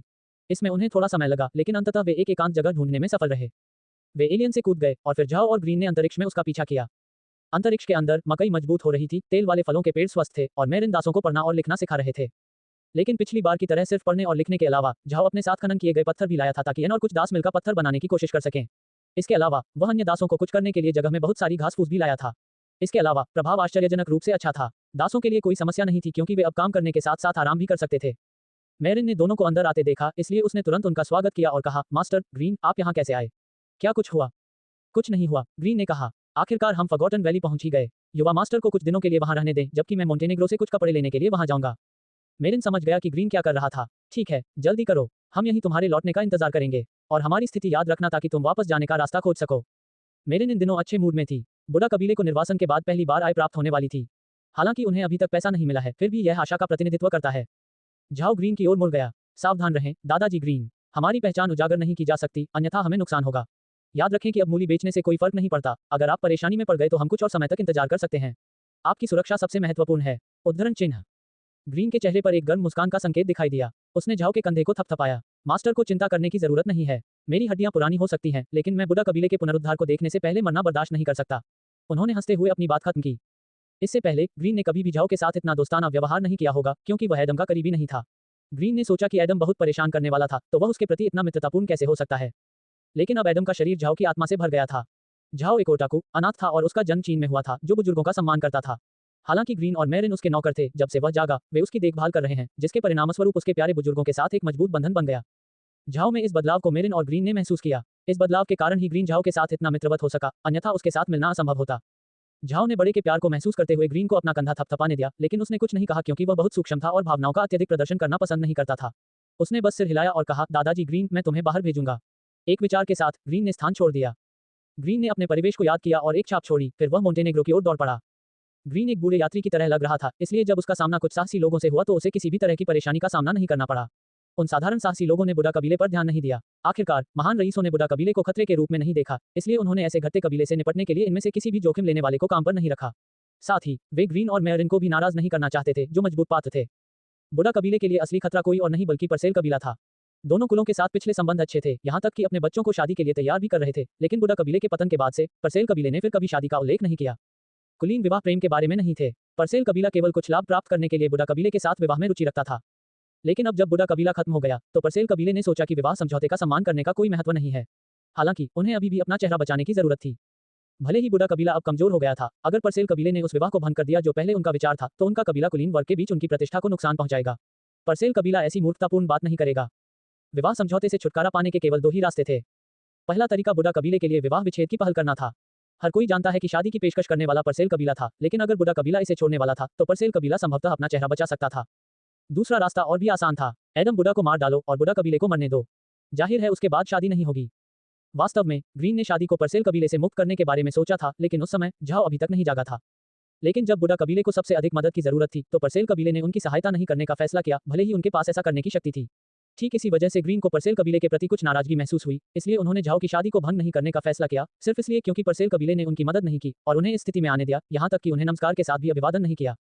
ग्रीन ने एक रईस की इज्जत बचाने की समस्या को समझा, इसलिए वह परसेल कबीले के साथ विवाह को समाप्त करने की पहल नहीं करेगा, भले ही उन्हें उसके बुडा कबीले पर दबाव डालना पड़े। फिर भी ग्रीन को बहुत सावधान रहना पड़ा, क्योंकि ब्लैक वेस्ट से बाहर निकलने का एकमात्र रास्ता परसेल डची का प्रवेश द्वार था। चूंकि वे परसेल कबीले के लिए कांटे थे, परसेल कबीला स्पष्ट रूप से उनकी गतिविधियों पर ध्यान देगा, इसलिए उसे सावधान रहना होगा। फॉरगॉटन वैली के बाहर एक किला चुपचाप खड़ा था। किला काले पत्थर से बना था, जिसकी दीवारें 40 मीटर की भयावह ऊंचाई तक पहुंचती थी और लंबाई घाटी को पूरी तरह से अवरुद्ध कर देती थी। पूरा किला लोहे की दीवार जैसा था। यदि आप घाटी के पार जाना चाहते हैं तो आपको मोंटेनेग्रो से होकर जाना होगा। लेकिन जब आप वास्तव में मोंटेनेग्रो किले के करीब पहुंचते हैं तो आपको एहसास होता है कि यह वास्तव में उतना शक्तिशाली नहीं है जितना आपने सोचा था। वास्तव में इसकी क्षतिग्रस्त दीवारों के साथ पूरा किला जर्जर दिखता था, जैसे कि लंबे समय से इसकी मरम्मत नहीं की गई हो। ये सच था। परसेल कबीले ने इस किले का निर्माण किसी भी मांसाहारी दलदल आत्मा वाले जानवरों को फॉरगॉटन वैली और परसेल डची में जाने से रोकने के लिए किया था। हालांकि यह किला सैकड़ों वर्षों से स्थापित है, फिर भी ब्लैक वेस्ट से आने वाले आध्यात्मिक जानवरों की कोई गतिविधि नहीं हुई है, जिसके कारण ये किला उपेक्षित हो गया है। हालांकि यहाँ कुछ सैनिक थे, लेकिन वे इस स्थान की शांति और व्यवस्था की रक्षा के लिए अधिक थे। लेकिन भले ही मोंटेनेग्रो किले में कोई चौकी नहीं थी, फिर भी किसी ने यहाँ की लड़ाई की ताकत को कम आंकने की हिम्मत नहीं की, क्योंकि यहाँ कई साहसी और भाड़े के सैनिक थे। हालांकि इन लोगों के अस्तित्व से मोंटेनेग्रो किले की सुरक्षा भ्रमित करने वाली हो गई। शहर के रक्षा अधिकारियों को साहसी, भाड़े के सैनिकों और यहाँ तक कि कुछ विद्रोही लोगों से भी निपटना पड़ा जो एक बच्चे को चाकुओं से घायल करने की कोशिश भी कर सकते थे। बर्बर लोगों के ऐसे समूह के सामने आधिकारिक रक्षा बल बहुत कमजोर थे। इस वजह से मोंटेनेग्रो की रक्षा सेना अंततः कई बड़े भाड़े के समूहों और स्थानीय व्यापारियों में विकसित हुई, जिनकी अपनी साइट थी और उन्होंने एक दूसरे का उल्लंघन न करने का निर्णय लिया, जिसके परिणामस्वरूप शांतिपूर्ण सहअस्तित्व हुआ। बेशक इस मामले में परसेल डची कोई कर प्राप्त करने के बारे में सोच भी नहीं सकता है, और करों की इस गैर संग्रहिता के कारण डची उन्हें दीवारों की मरम्मत के लिए कोई पैसा नहीं देता है। इसलिए धीरे धीरे मोंटेनेग्रो एक स्वर्ग बन गया भाड़े के सैनिकों, साहसी लोगों और यहाँ तक कि भगोड़ों के लिए भी। ये भी ब्लैक वेस्ट की स्थिति का एक दुष्परिणाम था। चूंकि वह बंजर भूमि मृत्यु का स्थान थी, मोंटेनेग्रो किला बाहरी ताकतों से सबसे सुरक्षित शहरों में से एक बन गया, क्योंकि यह पहाड़ों से घिरा हुआ था और कोई दुश्मन नहीं था। ऐसा स्थान एक महत्वपूर्ण सीमावर्ती शहर होना चाहिए था, लेकिन क्योंकि वहां कोई व्यापार नहीं था और परसेल डची कर एकत्र नहीं कर सकता था, इसलिए इस स्थान को बुला दिया गया। ग्रीन के लिए मोंटेनेग्रो एक असुरक्षित किला था। निस्संदेह वह न केवल मुख्य प्रवेश द्वार में अकड़कर प्रवेश करेगा, बल्कि वह आसानी से दीवारों को भी लंघ सकता है। मोंटेनेग्रो का व्यावसायिक विकास बहुत ही असामान्य था। हथियार भंडार, दवा भंडार और उपकरण परामर्श हर जगह थे, लेकिन पब, होटल, रेस्तरां और उपभोक्ता सामान खरीदने के लिए जगह ढूंढना मुश्किल था। पूरा किला साहसी और भाड़े के सैनिकों से भरा हुआ था, इसलिए आम लोगों की संख्या बहुत कम थी। ये ग्रीन के लिए चिंता का विषय नहीं था। उसे एक दूरस्थ उपकरण की दुकान मिली और उसने एक टोपी और एक लकड़ी की छड़ी के साथ 5 काले जादू के वस्त्र खरीदे। उसने अपने लिए कवच का एक अत्यंत सुंदर सूट भी खरीदा। हालांकि यह अधिकांश सभ्य कवच जितना अच्छा नहीं था, फिर भी इसमें उसका सबसे महत्वपूर्ण हिस्सा था, एक हेलमेट जो ग्रीन के पूरे चेहरे को छुपा सकता था। स्वाभाविक रूप से जादुई वस्त्र झाओ के लिए थे। इन वस्त्रों और कर्मचारियों के साथ झाओ एक काले जादूगर के रूप में तैयार हो सकता था। आखिरकार काले जादूगरों के लिए कुछ ऐसा पहनना कोई अजीब बात नहीं थी जिससे उनका पूरा शरीर ढक जाए। आपको पता होना चाहिए कि इस महाद्वीप में कई पीढ़ियों से जादुई वस्त्रों में सुधार किया गया है। वे पहनने में विशेष रूप से अधिक आरामदायक थे, लेकिन अधिक सुंदर भी थे। विशेष रूप से वे जो महिला जादूगरों द्वारा पहने जाते थे, इस हद तक कि भव्य वस्त्र एक पोशाक की तरह दिखते थे। आमतौर पर जादूगरों द्वारा पहने जाने वाले वस्त्रों की तुलना में ग्रीन ने एक काला दाना वस्त्र खरीदा जो बहुत मोटा था, साथ ही एक बड़ी टोपी भी खरीदी जो किसी के चेहरे को पूरी तरह से अवरुद्ध कर सकती थी। जहां तक ग्रीन के कवच का सवाल है जो उसके चेहरे को ढक देगा, वह एक जादूगर के अनुयायी के रूप में कपड़े पहनना चाहता था। जादूगर उच्च दर्जे के लोग थे और सामान्य परिस्थितियों में उनके पास पैसे की कमी नहीं होती थी। हालांकि जादूगर हाथापाई की लड़ाई से डरते नहीं थे, फिर भी उनके अनुयायी उनके साथ होते थे और वे उन अनुयायियों को लड़ते थे और लड़ाई में उनकी मदद करते थे। इसलिए महाद्वीप पर यदि आप आसपास किसी जादूगर को देखते हैं तो उन्हें अनुयायियों के एक समूह के साथ देखना अजीब नहीं था। इस बार ग्रीन एक योद्धा के रूप में तैयार होने जा रहा था जो एक जादूगर का पीछा कर रहा था, जो बिना किसी संदेह के झाओ के पक्ष में खड़े होने का एकमात्र तरीका था। इन चीजों को खरीदने के बाद ग्रीन ने एक बैकपैक सहित कुछ किराए की चीजें खरीदी। बैकपैक भाड़े के सैनिकों और साहसी लोगों के लिए मानक उपकरण थे। क्योंकि वे अक्सर मैदान में जाते थे, वे बहुत सारी चीजें तैयार करते थे जो उनके अलग अलग कार्यों के अनुरूप होती थी, जैसे भोजन, लूट इकट्ठा करना, शिविर बनाने के लिए जगह ढूंढना और बहुत सी अन्य चीजें। इस तरह भाड़े का बैकपैक अस्तित्व में आया। ग्रीन ने मुख्य रूप से लोगों को झाओ के अंतरिक्ष के रहस्य का पता नहीं चलने देने के लिए ये चीजें खरीदी। वह मोंटेनेग्रो से गुजरने के बारे में चिंतित नहीं था, क्योंकि यह एक ऐसी जगह थी जहां लोगों को अपने अलावा किसी और चीज की परवाह नहीं थी और परसेल कबीले ने यहां अपनी शक्ति का प्रदर्शन नहीं किया था। हालांकि अन्य स्थानों पर जाना उतना आसान नहीं होगा। मोंटेनेग्रो के अपवाद के साथ परसेल कबीले का अपने क्षेत्र पर बहुत अच्छा नियंत्रण था। ग्रीन और चीजें खरीदना चाहता था, लेकिन उसके पास पैसे नहीं थे। हालांकि उसे मूल्य के ऑर्डर मिल गए थे, लेकिन यह मत भूलिए कि उसने वास्तव में उन्हें अभी तक बेचा नहीं है। इसलिए वह केवल कुछ जरूरी सामान ही खरीद सके। अपने चेहरे को स्पष्ट रूप से छुपाने वाले चमकदार चांदी के कवच को पहने बिना ग्रीन एक साधारण साहसी व्यक्ति की तरह लग रहा था, जिसने उसे पूरी तरह से मिश्रण कर दिया। यहाँ जोखिम उठाने वाले सैकड़ों लोग थे, इसलिए किसी ने उस पर ध्यान नहीं दिया। फिर भी पहाड़ों में चलते समय उसे सावधान रहना पड़ता था कि किसी की नजर ना पड़े। वह तब तक घूमता रहा जब तक उसे यकीन नहीं हो गया कि कोई उसका पीछा नहीं कर रहा है। फिर वह उस स्थान पर गया जहां उसने निशान बनाया था। अचानक अंतरिक्ष छिद्र प्रकट हुआ। ग्रीन के अंतरिक्ष में कदम रखने के बाद छेद गायब हो गया। सब कुछ शांत था। झाओ इस बात पर ध्यान दे रहा था कि अंतरिक्ष के बाहर क्या हो रहा है। यह मत भूलो कि वह 100 मीटर तक की दूरी में देख सकता था, इसलिए जब वह वापस लौटा तो वह ग्रीन को ढूंढने में सक्षम था। ग्रीन को एक बड़ा बैकपैक पकड़े हुए देखकर झाओ एक पल के लिए ठिठक गया, क्योंकि यह बैकपैक काफी हद तक पृथ्वी पर उन पर्वतारोहण बैगों जैसा लग रहा था। भले ही यह सामान सामग्रियों से नहीं बना था, गुणवत्ता उतनी अच्छी नहीं थी और इसमें जिपर नहीं थे, फिर भी यह एक पर्वतारोहण बैग जैसा दिखता था। जब झाओ ने बैकपैक की ओर इशारा किया तो वह हैरान रह गया। दादाजी ग्रीन, आपने ये चीज क्यों खरीदी? ग्रीन मुस्कुराया। ठीक है, हमें वास्तव में इसकी आवश्यकता नहीं है, लेकिन जब हम चारों ओर यात्रा कर रहे हैं तो यह चीज अंतरिक्ष की उपस्थिति को छुपा सकती है। झाओ तुरंत समझ गया कि ग्रीन का क्या मतलब है और उसने अपना सिर हिलाया। हाँ, मैंने ऐसा नहीं सोचा। ग्रीन ने फिर एक जादुई छड़ी निकाली और झाओ को सौंप दी। यह एक जादूगर के लिए कुछ है। मैंने इसे इसलिए चुना क्योंकि यह कितना हल्का है, इसलिए मास्टर को इसे चलाने के लिए बहुत अधिक ताकत की आवश्यकता नहीं है। और इस बैकपैक में वे वस्त्र हैं जो मास्टर को पहनने चाहिए। झाओ ने स्टाफ और बैकपैक पकड़ रखा था। वह नहीं जानता था कि यह लाठी किस प्रकार की लकड़ी से बनी है, लेकिन ये बांस की तरह हल्की थी। हालांकि उसने जादुई कर्मचारियों का अध्ययन जारी नहीं रखा क्योंकि वह झोपड़ी में अपना बैग ले गया था। शुरुआत में झाओ ने कुलीन कपड़े पहने थे जो उसके लिए तैयार किए गए थे, लेकिन हालांकि वे सुंदर थे, फिर भी वे बहुत असुविधाजनक थे। उदाहरण के लिए, निचला आधा भाग पृथ्वी पर पश्चिमी मध्ययुगीन चड्डी जैसा था, जिसने वास्तव में उसकी गतिविधियों की सीमा को प्रभावित किया। मेरिन को ये पता था, इसलिए जब झाओ ने ग्रीन की तरह एक योद्धा के कपड़े पहनना शुरू किया तो उसने कोई आपत्ति नहीं जताई। स्वाभाविक रूप से वे बहुत ढीले और सुविधाजनक थे और चारों ओर घूमना आसान था। अब बारी थी काला चोला पहनने की। झाओ ने चुपचाप अपने हाथों में काले वस्त्र को देखा। वह नहीं जानता था कि यह किस चीज से बना है, लेकिन यह बहुत मोटा था, अच्छी कारीगरी के साथ। हालांकि उन्होंने जो सबसे अधिक नोट किया वह यह था कि वस्त्र की शैली किसी टीवी शो के खलनायक की तरह दिखती थी। जहां तक उसके पास मौजूद टोपी की बात है तो वह एक बड़ी टोपी थी। इसकी सबसे खास बात यह थी कि इससे उसका चेहरा ढक जाता था, जिससे लोग उसकी शक्ल नहीं देख पाते थे। ये सब खुद को एक काले जादूगर के रूप में छिपाने के लिए एकदम सही था। झाओ ने अपने योद्धा के कपड़ों के ऊपर लबादा पहना था। काला वस्त्र बहुत बड़ा और मोटा था, इतना ही नहीं कि उसे पहनने के बाद उसे ठंड भी नहीं लगती थी, और वस्त्र का कपड़ा काफी नरम था, इसलिए इसे पहनना आरामदायक था। वह संतुष्टि के साथ सिर हिलाए बिना नहीं रह सका। एक बार जब उसने अपनी टोपी पहन ली तो उसने अपनी जादुई छड़ी उठाई और झोपड़ी से बाहर चला गया। जब ग्रीन ने झाओ को दरवाजे से बाहर आते देखा तो उसे पता चला कि वह लबादा वास्तव में झाओ पर सूट कर रहा था। इसे पहनने से झाओ वास्तव में एक काले जादूगर की तरह लग रहा था। ऐसा इसलिए था क्योंकि झाओ का स्वभाव अजीब था, जिसके कारण वह दुनिया के साथ तालमेल नहीं बिठा पाता था। यदि आपने उस पर ध्यान नहीं दिया तो आपको उसकी उपस्थिति महसूस नहीं होगी, जैसे कि वह कोई अदृश्य व्यक्ति हो। वास्तव में झाओ का स्वभाव सिर्फ इसलिए था क्योंकि वह अपने पिछले जीवन से एक ओटाकू था। ओटाकस की आमतौर पर अन्य लोगों के साथ संवाद करने की संभावना कम थी और स्वाभाविक रूप से वे अपनी उपस्थिति छिपाने में बहुत अच्छे थे। वे हमेशा अपने आप को ऐसी जगह रखते थे जहां लोगों का ध्यान न हो ताकि कोई उन पर ध्यान न दे, और फिर वे वहीं बैठकर दुनिया को देखते रहेंगे। अपने पिछले जीवन में झाओ को ऐसा अनुभव हुआ था। एक बार वह अपने काम के दोस्तों के साथ बाहर गया। वे रात के खाने के लिए बाहर गए और फिर एक होटल में, लेकिन जब वे अपने कमरे में गए तभी अंततः सभी का ध्यान उस पर गया। आपको आमंत्रित किया गया था, उन सभी ने आश्चर्यचकित होकर पूछा।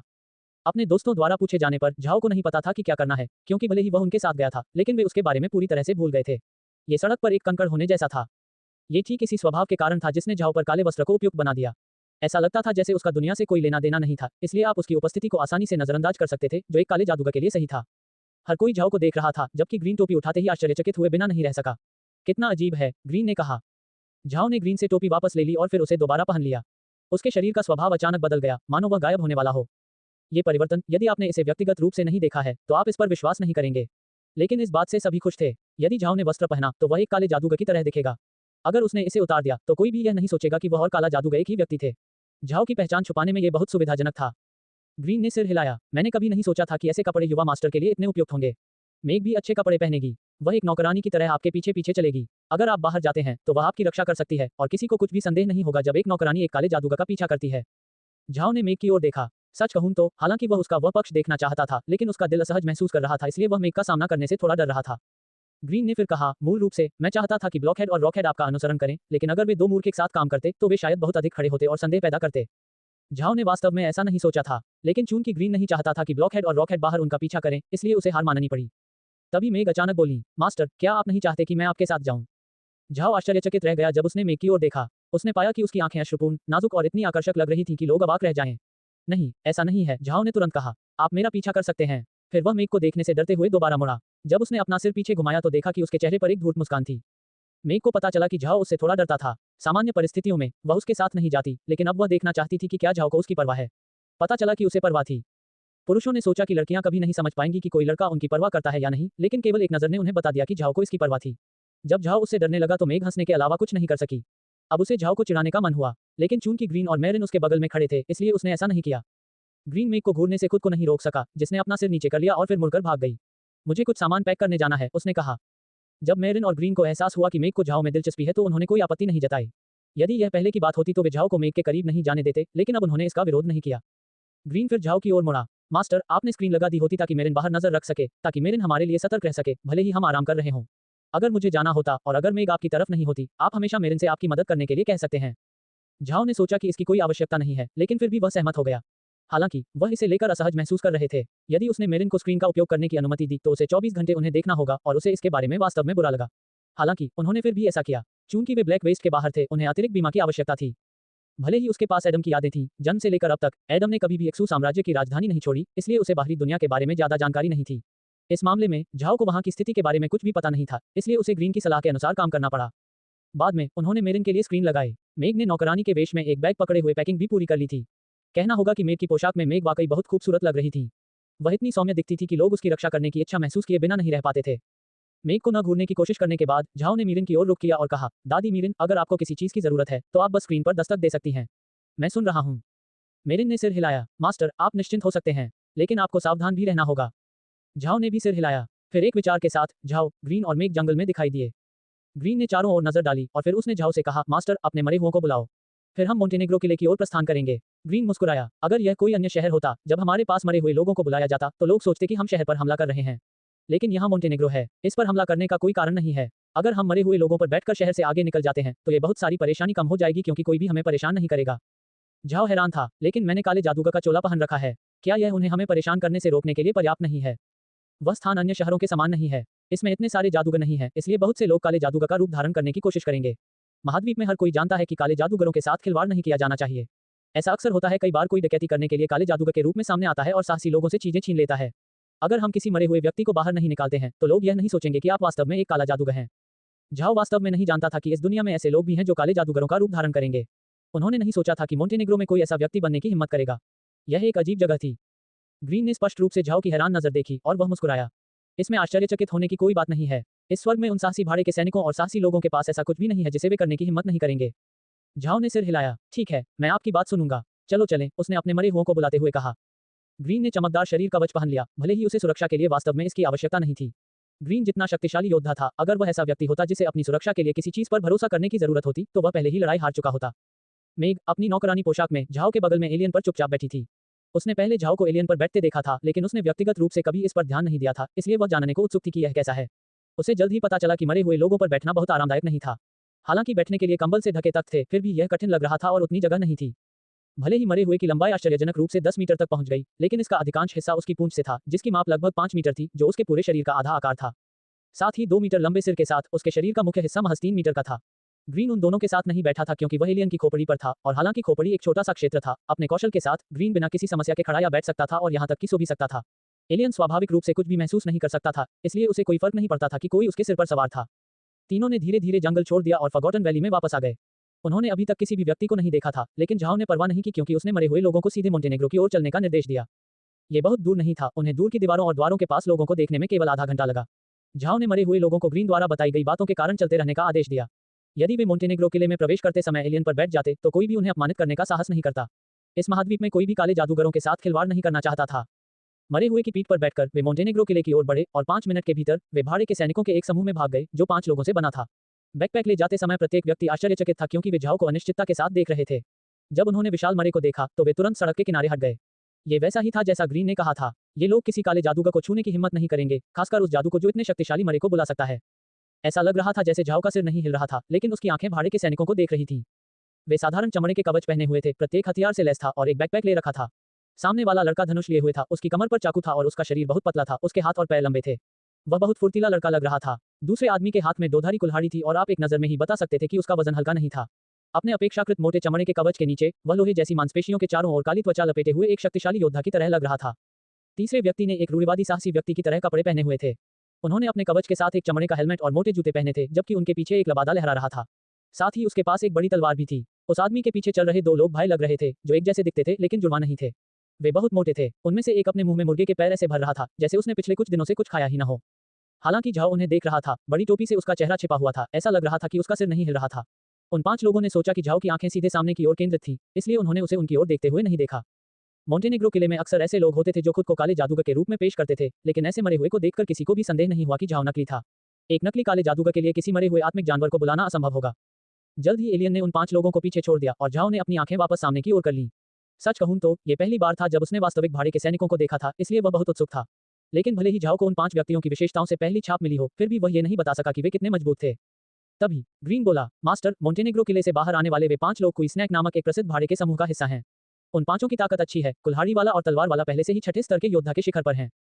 झाओ आश्चर्यचकित था। उसने सोचा कि वे लोग कितने शक्तिशाली हैं। 6ठे स्तर के योद्धा का शिखर, तो क्या वे ब्लॉकहेड और रॉकहेड से अधिक मजबूत थे? ऐसा लगता है जैसे इस दुनिया में बहुत सारे विशेषज्ञ थे। रास्ते में तीनों को बहुत सारे साहसी और भाड़े के सैनिकों का सामना करना पड़ा। कुछ पिछले 5 के समान चमड़े के कवच पहने हुए थे, जबकि अन्य अधिक मिश्रित थे। कुछ साहसी लोगों ने चमड़े का कवच भी नहीं पहना था और इसके बजाय केवल सादे योद्धा के कपड़े पहने थे। कुछ के पास बैकपैक भी नहीं थे। इन भाड़े के सैनिकों और साहसी लोगों ने झाओ को देखने के बाद वे हमेशा रास्ते से हट गए। भले ही उनकी ताकत अच्छी थी, फिर भी वे किसी काले जादूगर से संघर्ष करने को तैयार नहीं थे। मरे हुए पर बैठकर सभी की आंखों के नीचे झाओ मोंटेनेग्रो किले में घुस गया। यहाँ तक कि द्वार के सामने खड़े पहरेदारों ने भी उन्हें रोकने का साहस नहीं किया। हालांकि उन्हें किले की रक्षा करनी थी, लेकिन वे इतनी बड़ी ताकत नहीं थे, इसलिए स्वाभाविक रूप से वे किसी काले जादूगर को छूने की हिम्मत नहीं करेंगे। ग्रीन के निर्देशानुसार तीनों एक आलीशान होटल के सामने रुके। झाओ ने होटल की ओर देखा और उसे एक चिन्ह मिला जिस पर बाना का प्रतीक था। तीनों मरे नहीं बचे। ग्रीन ने बैकपैक उठाया, जबकि मेग ने अपना बैग उठाया। झाओ के पास एक जादुई छड़ी के अलावा रखने के लिए कुछ भी नहीं था, जिसे उसने चारों ओर घुमाया और मरे हुए व्यक्ति को वापस अपने स्थान पर लौटा दिया। होटल के प्रबंधकों ने बाहर काले जादूगर को देखा। वे बाहर जाकर उससे मिलना नहीं चाहते थे, लेकिन उन्हें जादूगर के नाराज होने का भी डर था, इसलिए एक बदकिस्मत आदमी को गोली खाकर बाहर जाना पड़ा। झाओ का अभिवादन करते समय उनके चेहरे पर मुस्कान थी। आपका स्वागत है, जादूगर को पहचाने। मुझे यकीन है कि आपने मोंटेनेग्रो किले की लंबी यात्रा की होगी। हमारे महंगे होटल में हम आपको 24 घंटे गर्म पानी उपलब्ध करा सकते हैं ताकि आप अपनी थकान दूर कर सकें। झाओ ने कुछ नहीं कहा, उसने बस हाथ हिलाया और ग्रीन तुरंत प्रबंधक के सामने खड़ा हो गया। आपके 2 सबसे अच्छे कमरे, गर्म पानी तैयार रखें और हमारे कमरों में अच्छा भोजन लेकर आएं। फिर उन्हें होटल में ले जाया गया। यह अच्छा था कि उन्होंने और ग्रीन ने पहले ही इस पर चर्चा कर ली थी, ताकि झाओ जितना संभव हो उतना न बोले और ऐसा लगे कि वह ग्रीन को सारी बातें करने का आदेश दे रहा था। इससे न केवल झाओ रहस्यमय लगेगा, बल्कि लोगों को उसकी आवाज से झाओ की उम्र का पता लगाने से भी रोका जा सकेगा। महाद्वीप में सामान्य परिस्थितियों में एक जादूगर की ताकत उनकी उम्र के सीधे आनुपातिक थी। एक योद्धा के लिए यह अलग था। एक युवा योद्धा को बस वयस्कों के मार्गदर्शन में प्रशिक्षण के साथ अपनी हड्डियों को मजबूत करना और ताकत बढ़ाना था। मार्शल आर्ट का अभ्यास आसान नहीं था। प्रशिक्षण में उच्च शक्ति की आवश्यकता थी, लेकिन जादूगर बनना कहीं अधिक कठिन था। बच्चों के रूप में उन्हें ये जांचने के लिए निर्दिष्ट स्थानों पर भेजा जाएगा कि उनमें जादू की प्रतिभा है या नहीं। यदि कोई होता तो वे एक जादूगर के रूप में प्रशिक्षण पर ध्यान केंद्रित करते। यदि नहीं तो वे योद्धा बनने का प्रयास करने के लिए घर वापस चले जाएंगे। जादूगर बनने के लिए उम्र की शर्त बहुत सख्त थी। यदि आप 12 वर्ष से छोटे थे तो आप जादू का अभ्यास नहीं कर सकते थे। इतने वर्षों के शोध के बाद महाद्वीप के लोगों ने पाया कि यदि कोई व्यक्ति 12 वर्ष और उससे कम उम्र का था तो उसके पास जादू सीखने की मानसिक शक्ति नहीं थी। ऐसा इसलिए था क्योंकि इतने कम उम्र के व्यक्ति में अस्थिर आध्यात्मिक शक्ति होती है, जिसके कारण जादू का अभ्यास करने की कोशिश करने पर उनका मस्तिष्क मृत हो सकता है या मृत्यु हो सकती है। यही कारण था कि एक शक्तिशाली जादूगर की उम्र अक्सर कम नहीं होती थी। मेग, जो पहले ही 6ठे स्तर का जादूगर बन चुका था, निश्चित रूप से एक प्रतिभाशाली माना जा सकता है। महाद्वीप में बहुत कम लोग मेग की ताकत के बारे में जानते थे, जो पूरी तरह से गोपनीय थी। यहाँ तक कि बुडा कबीले के कुछ ही लोग इसके बारे में जानते थे। ऐसा इसलिए था क्योंकि मेग अपनी उम्र के हिसाब से मजबूत थी। अगर बात बाहर निकली तो इसके 2 ही परिणाम होंगे। वे या तो मेग को नियंत्रित करने की कोशिश करेंगे या उसे मारने की कोशिश करेंगे। ये 2 परिणाम कुछ ऐसे थे जिन्हें बुडा कबीला देखना नहीं चाहता था। जादूगर योद्धाओं की तुलना में बहुत अधिक समय तक जीवित रहते थे। एक योद्धा, यहाँ तक कि 8वें स्तर का भी, आमतौर पर 200 साल तक जीवित रह सकता है, लेकिन 8वें स्तर का जादूगर 250 साल की उम्र तक पहुंच सकता है। इस वजह से उन्नत जादूगर महाद्वीप के लिए बहुत महत्वपूर्ण थे। वे कम से कम 100 वर्षों तक महाद्वीप की रक्षा कर सकते थे। पृथ्वी पर एक सामंती देश का राजा, भले ही वह लंबे समय तक जीवित रहा हो, केवल कुछ वर्षों तक ही देश पर शासन कर सकता था। लेकिन यहाँ आग महाद्वीप में ऐसा नहीं था। औसतन एक साम्राज्य का राजा लगभग 100 वर्षों तक शासन करेगा।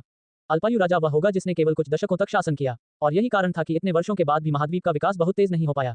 उन्होंने नई मशीनों और प्रौद्योगिकी का आविष्कार नहीं किया और केवल गुलामों का इस्तेमाल करने वाले समाज के रूप में बने रहे। ये ठीक इसी वजह से था कि ग्रीन झाओ को बात नहीं करने देते थे, खासकर ऐसे व्यक्ति से जो अन्य लोगों की जांच करेगा। जब तक वह किसी को बोलते हुए सुनता, वह उनकी उम्र बता सकता था।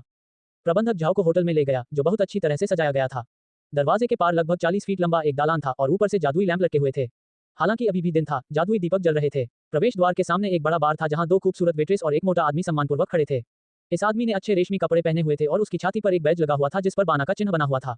वह इस होटल का बॉस लग रहा था। जब बॉस ने झाओ को अंदर आते देखा तो वह तुरंत उसकी ओर बढ़ा और झाओ के सामने 3 कदम रुका, फिर सिर झुकाकर उसका स्वागत किया। आपका स्वागत है, मैज सर। आपने अपनी उपस्थिति से हमारे होटल का सम्मान बढ़ाया है। कृपया यहाँ रुकें और आराम करें और हम तुरंत आपके लिए चाय लाएंगे। झाओ ने कुछ नहीं कहा। वह मुड़ा और एक तरफ चला गया, फिर सोफे पर बैठ गया जो विशेष रूप से आराम करने के लिए एक अस्थायी स्थान के रूप में वहां रखा गया था। जैसे ही वह बैठा, एक वेट्रेस चाय का बर्तन और एक कप लेकर आई, जिसे उसने झाओ के सामने कॉफी टेबल पर रख दिया। उसने खुद को इसमें मदद की, फिर मेग को अपने पास खड़े होने के लिए धीरे से हाथ हिलाया। अपने काले लबादे के साथ तथ्य यह है कि उसने बात नहीं की थी और बस ग्रीन और मेग को आदेश देने के लिए छोटी छोटी हरकतें की। झाओ बहुत प्रभावशाली लग रहा था। इस होटल का बॉस झाओ पर ध्यान दे रहा था। झाओ के अजीब स्वभाव को महसूस करते हुए उसकी आंखें सिकुड़ने से बच नहीं सकी, लेकिन उसके चेहरे पर मुस्कान नहीं बदली क्योंकि वह जल्द ही झाओ के सामने खड़ा हो गया और झुक गया। प्रिय मिस्टर मैज, आपके कमरे की व्यवस्था 3री मंजिल पर की गई है। कृपया मेरे साथ आइए। झाओ ने सिर हिलाया और खड़ा हो गया। वह बॉस के साथ 3री मंजिल पर गया, जो पहली या दूसरी मंजिल के समान नहीं थी। 3री मंजिल में कोई हॉल नहीं था, क्योंकि जब इतने कम कमरे थे तो इसकी कोई आवश्यकता नहीं थी। मोटा मालिक उन्हें कमरा 601 में ले गया और स्वयं दरवाजा खोला। झाओ और उसका समूह अंदर चला गया, जबकि बॉस दरवाजे के बाहर खड़ा था। प्रिय मिस्टर मैज, अगर आपको किसी चीज की जरूरत है तो आपको बस किसी को बुलाने के लिए ये घंटी बजानी होगी। आपका भोजन शीघ्र ही यहाँ होगा। इस कमरे में 5 शयन कक्ष हैं जो आपके और आपके अनुयायियों के रहने के लिए पर्याप्त हैं। यदि ऐसा नहीं है आपकी पसंद के अनुसार, तो मैं आपके लिए दूसरे कमरे की व्यवस्था कर सकता हूँ। झाओ ने कमरे के चारों ओर देखते हुए कुछ नहीं कहा, लेकिन ग्रीन समझ गया कि उसका क्या मतलब है, इसलिए वह तुरंत मोटे बॉस की ओर मुड़ गया। हम इस व्यवस्था से बहुत संतुष्ट हैं। मोटा मालिक तुरंत झुक गया। ऐसे महान ऋषि की सेवा करना सम्मान की बात है। अब कृपया मुझे विदा लेने की अनुमति दें। उसने आदरपूर्वक दरवाजा बंद किया, फिर चला गया। मोटे बॉस के चले जाने के बाद झाओ ने गहरी सांस ली और अपनी टोपी उतार दी। मुझे उम्मीद नहीं थी कि ये कपड़े इतने अच्छे लगेंगे। वह बॉस वास्तव में सम्मानजनक था। ग्रीन ने अपना हेलमेट भी उतार दिया। मास्टर, आप बहुत भोले हैं। उस बॉस ने ये सिर्फ आदत के कारण किया है। वह एक पेशेवर है। आप यह नहीं जानते होंगे, लेकिन ये होटल माकी कबीले के स्वामित्व में है। वह मोटा बॉस माकी के खुफिया एजेंटों में से एक है। मैं विश्वास है कि जल्द ही माँ के कबीले को हमारे बारे में पता चल जाएगा। झाओ आश्चर्यचकित था। ये स्थान माँ के कबीले के स्वामित्व में है। दादाजी ग्रीन, हम यहाँ क्यों रह रहे हैं? ग्रीन थोड़ा मुस्कुराया। कभी कभी मास्टर, कम महत्वपूर्ण होना अच्छी बात नहीं है। चूंकि आप किसी मरे हुए को बुला सकते हैं, आप वास्तव में एक काले जादूगर का रूप धारण कर सकते हैं, इसलिए वे सोचेंगे कि हम संदिग्ध हैं यदि हम स्पष्ट रूप से इधर उधर नहीं घूम रहे हैं। इसके अलावा ये होगा हर किसी को ये संदेह हो कि हम बुड्ढा कबीले से हैं, क्योंकि कोई नहीं सोचता कि हमें ऐसा करने का साहस होगा। मैंने वास्तव में नहीं सोचा था कि हम वास्तव में ऐसी जगह पर हमारे बारे में माँ के कबीले को सूचित करेंगे। दादाजी ग्रीन, आपको कैसे पता चला कि यह होटल माँ के कबीले के स्वामित्व में था? यह कोई रहस्य नहीं है। होटल के बाहर एक बाना चिन्ह है जो माँ के कबीले का बिल्ला है।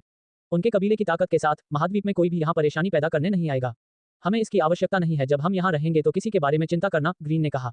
इसके अलावा पहाड़ों में बहुत सारे आत्मिक जानवर हैं, तो आप यहाँ बहुत सारी उपयोगी चीजें पा सकते हैं और उन्हें बहुत सस्ती कीमत पर प्राप्त कर सकते हैं, तो माँ के यहाँ व्यवसाय क्यों नहीं खोलेंगे? झाओ ने सिर हिलाया। उसने उस विविध पुस्तक से सीखा था कि महाद्वीप पर बहुत सी चीजें आत्मिक जानवरों से प्राप्त सामग्रियों से बनी थी। अपने शक्तिशाली शरीरों के साथ साथ बहुत से आत्मिक जानवरों में जादुई गुण थे जिन्हें परिष्कृत करने के लिए कीमियागर और फार्मासिस्टों के लिए बहुत उपयोगी थे।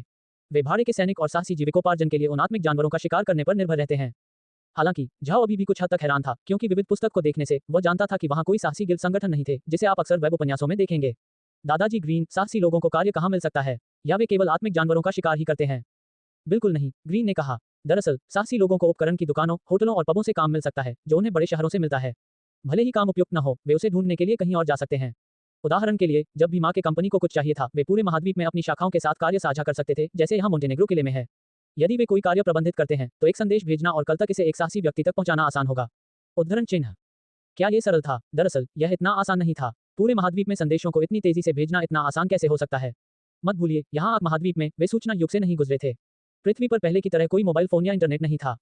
हालांकि माँ की कंपनी आप महाद्वीप में अपनी ताकत साबित करते हुए ऐसा कर सकती थी। यहाँ तक कि पूरा साम्राज्य भी उन्हें भड़काने को तैयार नहीं होगा। चुपचाप ग्रीन की बात सुनते हुए झाओ ने पाया कि उसने वास्तव में इस दुनिया को कम करके आंका है। हालांकि यह तकनीकी रूप से उन्नत नहीं था, फिर भी इनका विकास एक अनोखे तरीके से हुआ है। इस दुनिया के बारे में उनकी समझ बहुत उथली थी। ग्रीन मुस्कुराया। मास्टर, चाहे आप कहीं भी जाएं, एक काले जादू पर ध्यान दिया जाएगा, खासकर जब हम पहाड़ों से मोंटेनेग्रो किले में दिखाई देते हैं।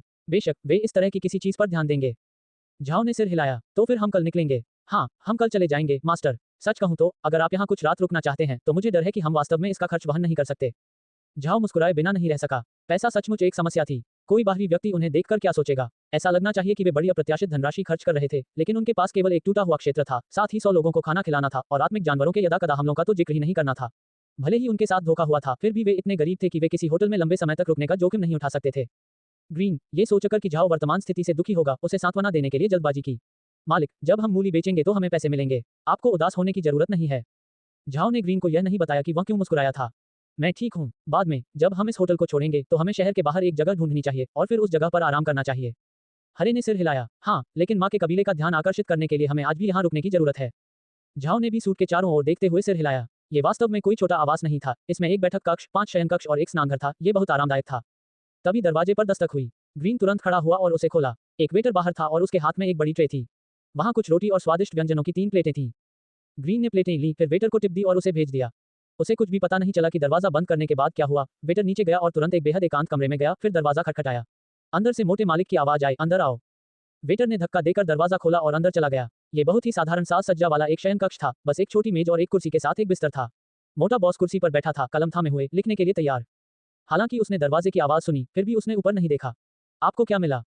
वेटर सम्मानपूर्वक खड़ा रहा। उनकी पहचान का पता लगाना आसान हो सकता है। वे संभवतः कुलीन जन्म से हैं, लेकिन अभी उनके लिए जीवन बहुत अच्छा नहीं होना चाहिए।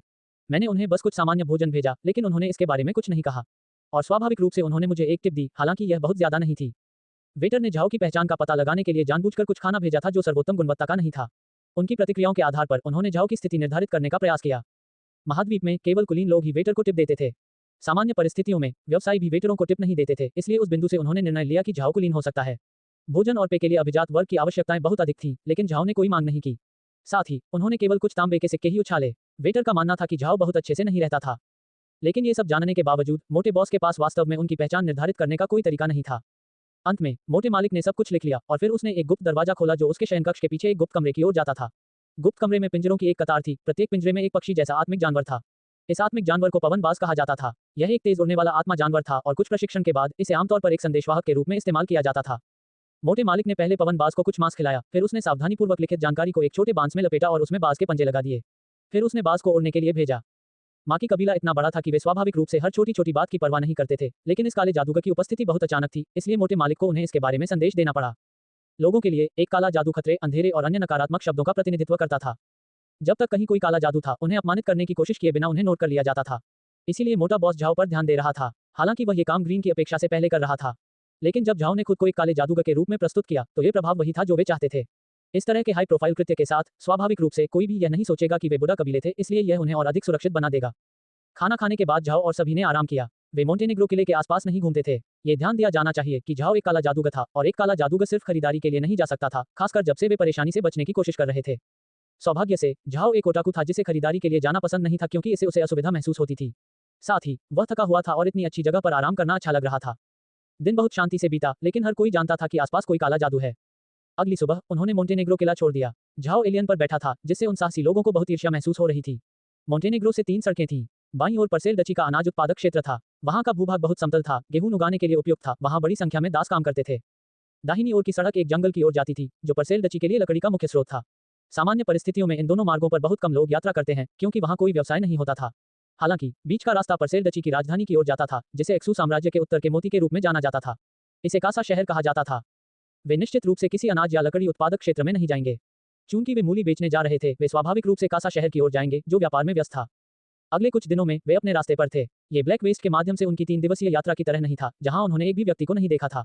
अब जब वे परसेल डची में थे तो उन्होंने जंगलों और खेतों से गुजरते हुए बहुत सारे लोगों को देखा, लेकिन क्योंकि झाओ का मरा हुआ शरीर इतना शक्तिशाली दिखता था, जैसे ही लोग उसे देखते वे छिपने की कोशिश करते।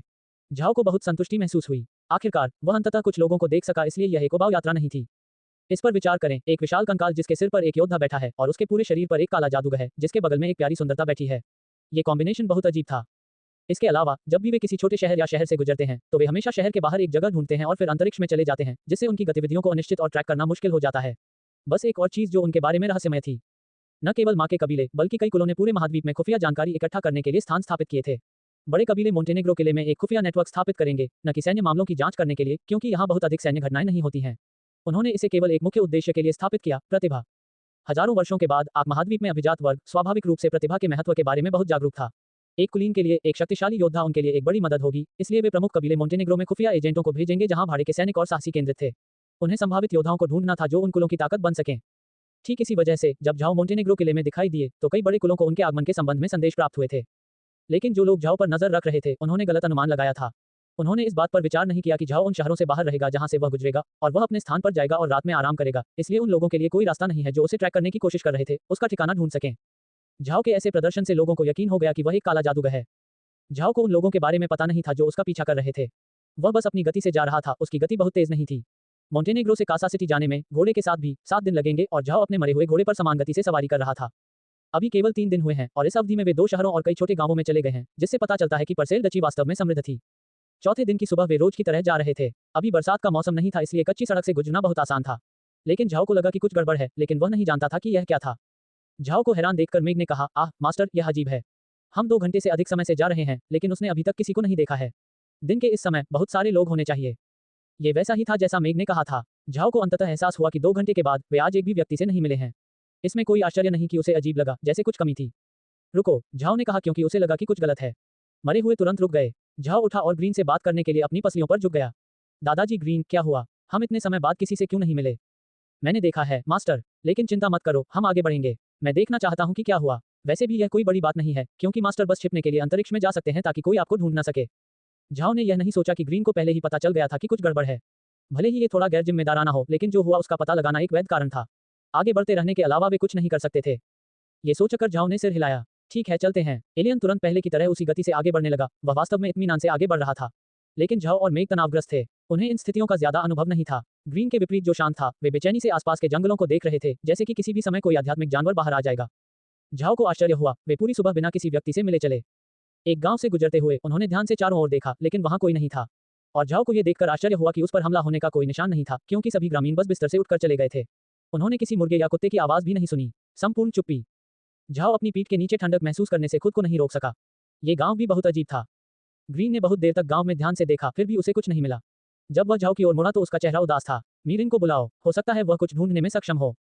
झाओ ने तुरंत मेरिन को अंतरिक्ष से बुलाया। मेरिन बाहर की स्थिति पर ध्यान दे रही थी। स्वाभाविक रूप से वह जानती थी कि क्या हो रहा है, इसलिए बाहर आने के बाद उसने कुछ भी नहीं पूछा और बस ध्यान से चारों ओर देखा। उसने अपनी आंखें बंद कर लीं और धीरे से एक मंत्र का जाप किया। उसके शरीर से नीली रोशनी का एक समूह निकल गया। सूरज की ही चमक के साथ रोशनी पूरे 5 मिनट तक चमकती रही और फिर धीरे धीरे गायब हो गई। मेरिन ने धीरे से अपनी आंखें खोलीं। मालिक, काले जादू का इस्तेमाल किसी प्रकार का प्रलोभन देने के लिए किया जाता था। इस गांव में हर जीवित चीज को लालच दिया गया था। झाओ हैरान था। काला जादू? आपका मतलब है कि यहाँ वास्तव में कोई काला जादू था? मेरिन ने सिर हिलाया। कुछ समय बीत चुका है, इसलिए जादुई ऊर्जा लगभग गायब हो गई है, लेकिन मैं आश्वस्त हो सकता हूँ कि कोई यहाँ काला जादू कर रहा था। झाओ और ग्रीन का चेहरा उतर गया। उन्हें यकीन था कि आज उनका किसी से सामना न होने का कारण इसी बात से है। उन्हें इसे ठीक करना होगा, अन्यथा उन्हें फंसा दिया जाएगा। आइए यह न भूलें कि झाओ की पहचान एक काला जादूगर थी, लेकिन वहाँ एक वास्तविक काला जादूगर था जो काला जादू करता था। वे इस स्थिति से छिप नहीं सकते थे। जिस तरह मेरिन ने काले जादू की खोज की, उसी तरह अन्य जादूगर भी ऐसा करने में सक्षम होंगे।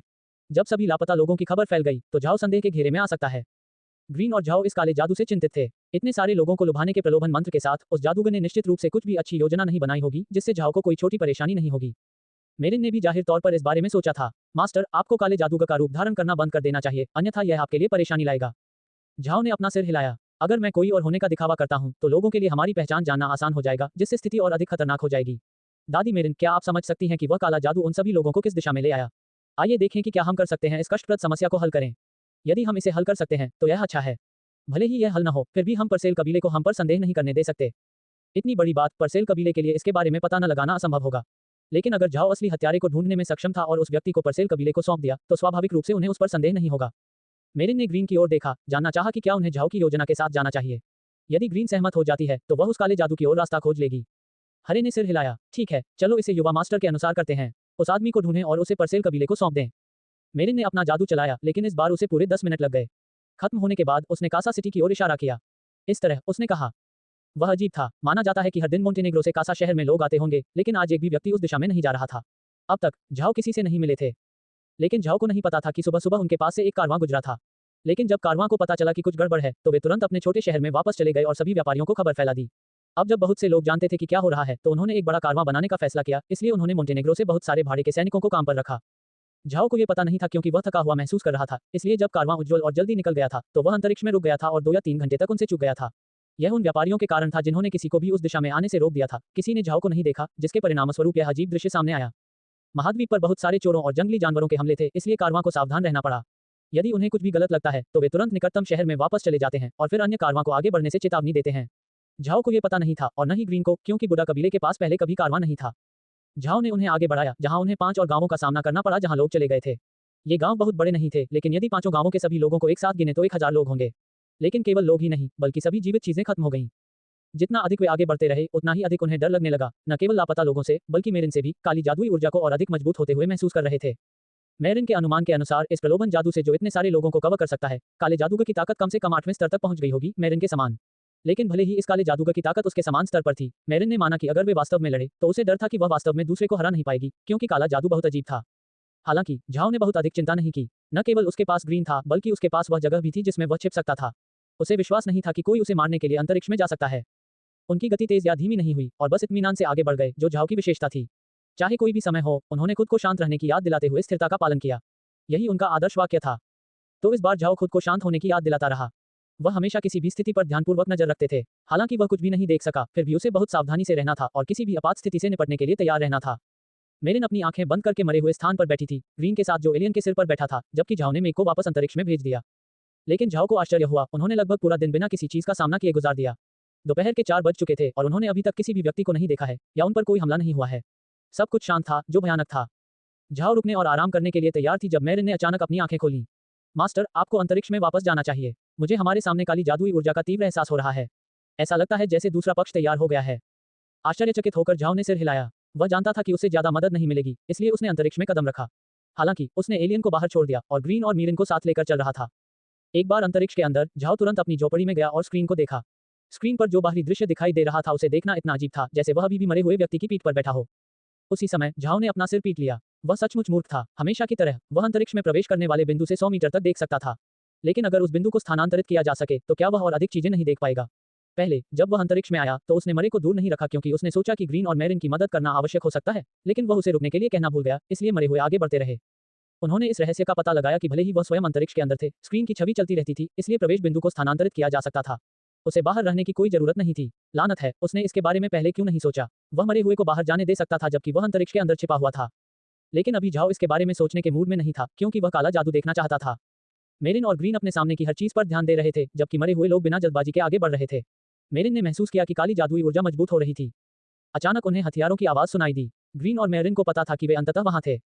तभी वह मरा अचानक रुक गया। झाओ अंतरिक्ष से मरे हुए की पीठ पर दिखाई दिया और कहा, दादाजी ग्रीन, दादी मेरिन, अंतरिक्ष में जाओ। मरे हुए अभी भी आगे बढ़ सकते हैं और हम वह सब कुछ देख सकते हैं जो चल रहा है। ग्रीन और मेरिन आश्चर्यचकित थे, लेकिन वे समझ गए कि झाओ का क्या मतलब था। हालांकि ग्रीन ने फिर भी अपना सिर हिलाया। नहीं मास्टर, हमें अंदर नहीं जाना चाहिए। अगर उन्हें अंतरिक्ष का रहस्य पता चल गया तो इससे फायदे की बजाय नुकसान ज्यादा होगा। झाओ एक पल के लिए रुका और फिर उसने सिर हिलाया। ठीक है, तब मेरे लिए बाहर रहना जरूरी होगा। मैं मदद के लिए उन मरे लोगों को छोड़ सकता हूँ, ताकि लोग सोचें कि मैं एक काला जादूगर हूँ और वे अंतरिक्ष के रहस्यों की खोज नहीं कर पाएंगे। ग्रीन और मेरिन ने भौहें चढ़ा दी। वे वास्तव में झाओ को वह जोखिम नहीं लेने देना चाहते थे। लेकिन अगर झाओ अंतरिक्ष में गया और फिर मरे हुए लोगों को बुलाया तो यह अंतरिक्ष के रहस्य को उजागर कर सकता है, जो वास्तव में उन्हें दुविधा में डाल देगा। ग्रीन ने इसके बारे में सोचा और फिर झाओ की ओर रुख किया।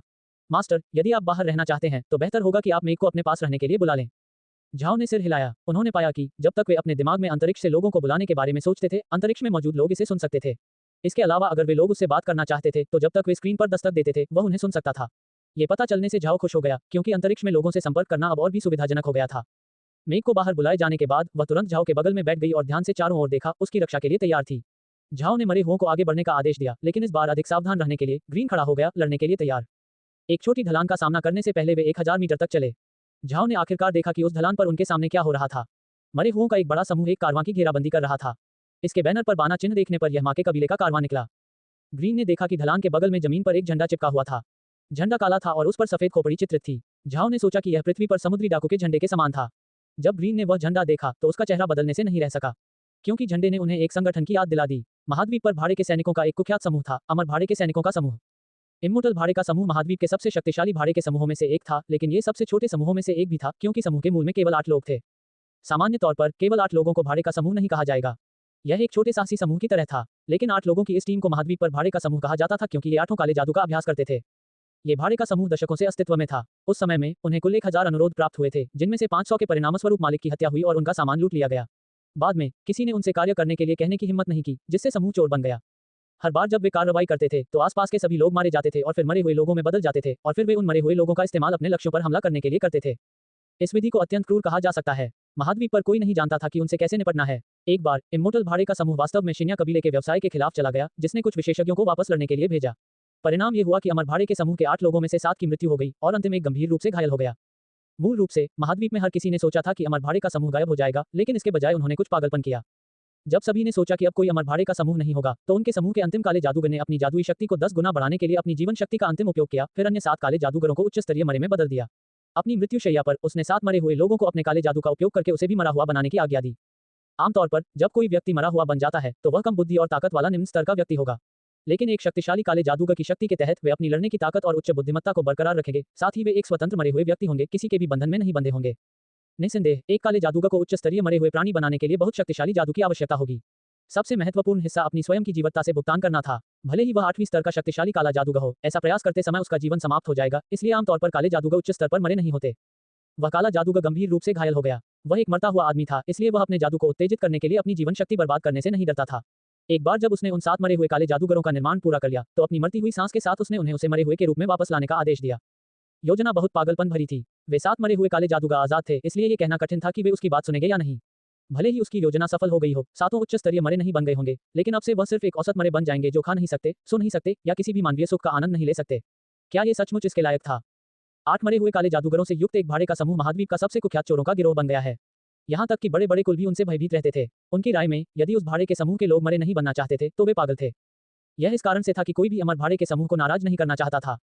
ग्रीन ने स्वाभाविक रूप से इस भाड़े के समूह के बारे में सुना था। यही वजह थी कि जब उसने उस झंडे को देखा तो उसने बदसूरत चेहरा बनाया। सच कहूं तो वह अमर भाड़े के समूह को नाराज नहीं करना चाहता था।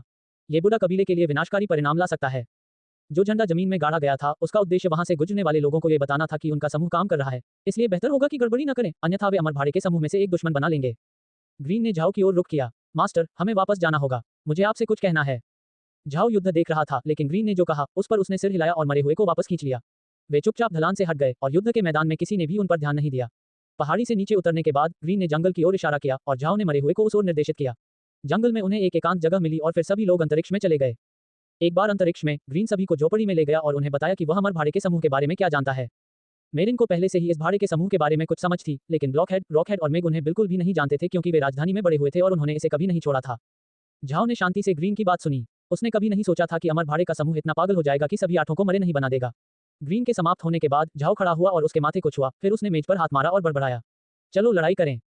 वे सभी हैरान होकर झाओ की ओर देखने लगे, जो ग्रीन की ओर मुड़ा और बोला, दादाजी ग्रीन, आपने कहा था कि इम्मोर्टल भाड़े के समूह के 8 लोग मरे नहीं हैं। ग्रीन ने सिर हिलाया, जिससे झाओ हंस पड़ा। क्या तुम्हें याद है कि जब मैं एक मरे हुए को अंतरिक्ष में ले आता हूं तो क्या होता है? झाओ ने जो कहा उसे सुनकर ग्रीन एक पल के लिए स्तब्ध रह गया, लेकिन फिर उसकी आंखें चमक उठी। उन्होंने मेज भी थपथपाए। हाँ, वे हमारे प्रति वफादार हो जाते हैं। इस खबर पर मेरिन ने भी प्रतिक्रिया दी। वह निश्चित रूप से समझ गई थी कि झाओ का क्या मतलब है। वे बिना किसी अपवाद के 1000 से अधिक मरे हुए लोगों को अंतरिक्ष में ले आए थे। वे सभी वफादार बन गए हैं। अमर भाड़े के समूह के 8 लोग भी मरे नहीं थे, तो क्या उन्हें अंतरिक्ष में पकड़ना और उन्हें भी वफादार बनाना संभव नहीं था?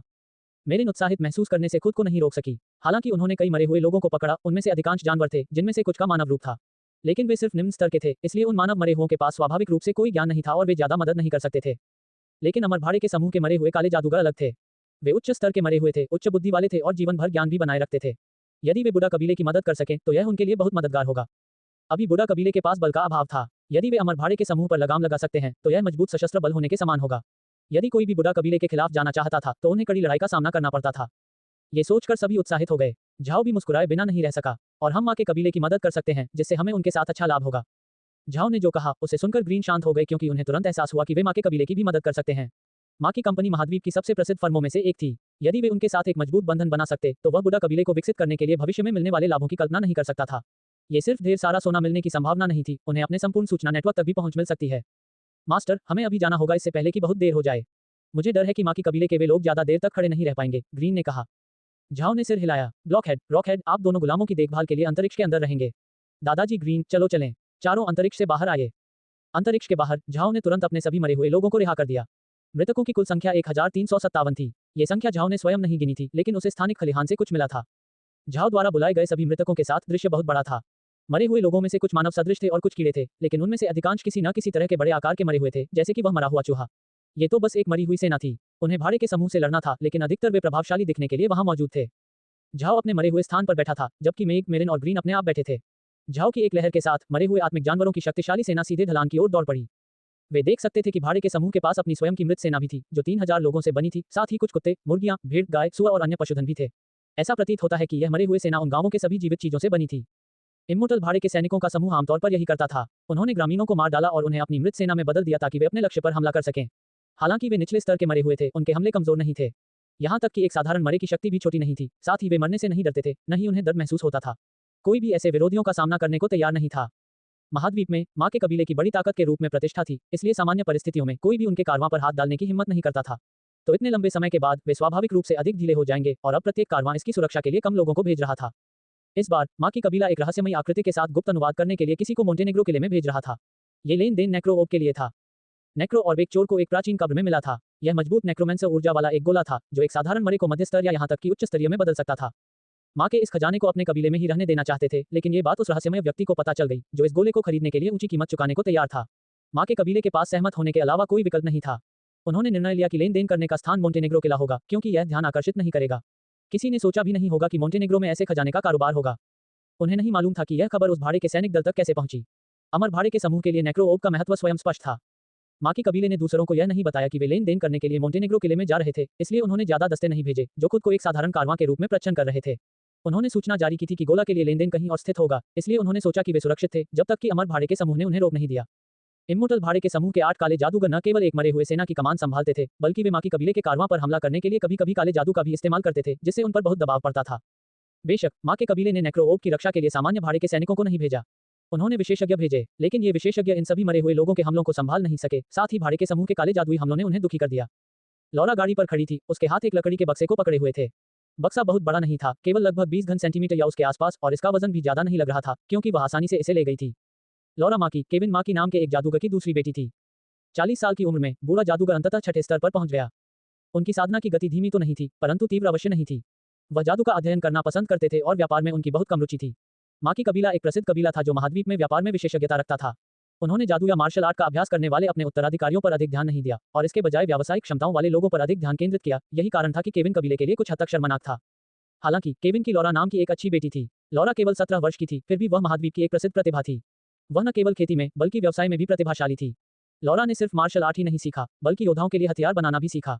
यह युद्ध कौशल का अभ्यास करने से भी अधिक कठिन था, जिसकी पहले से ही खेती करने वालों को आवश्यकता थी।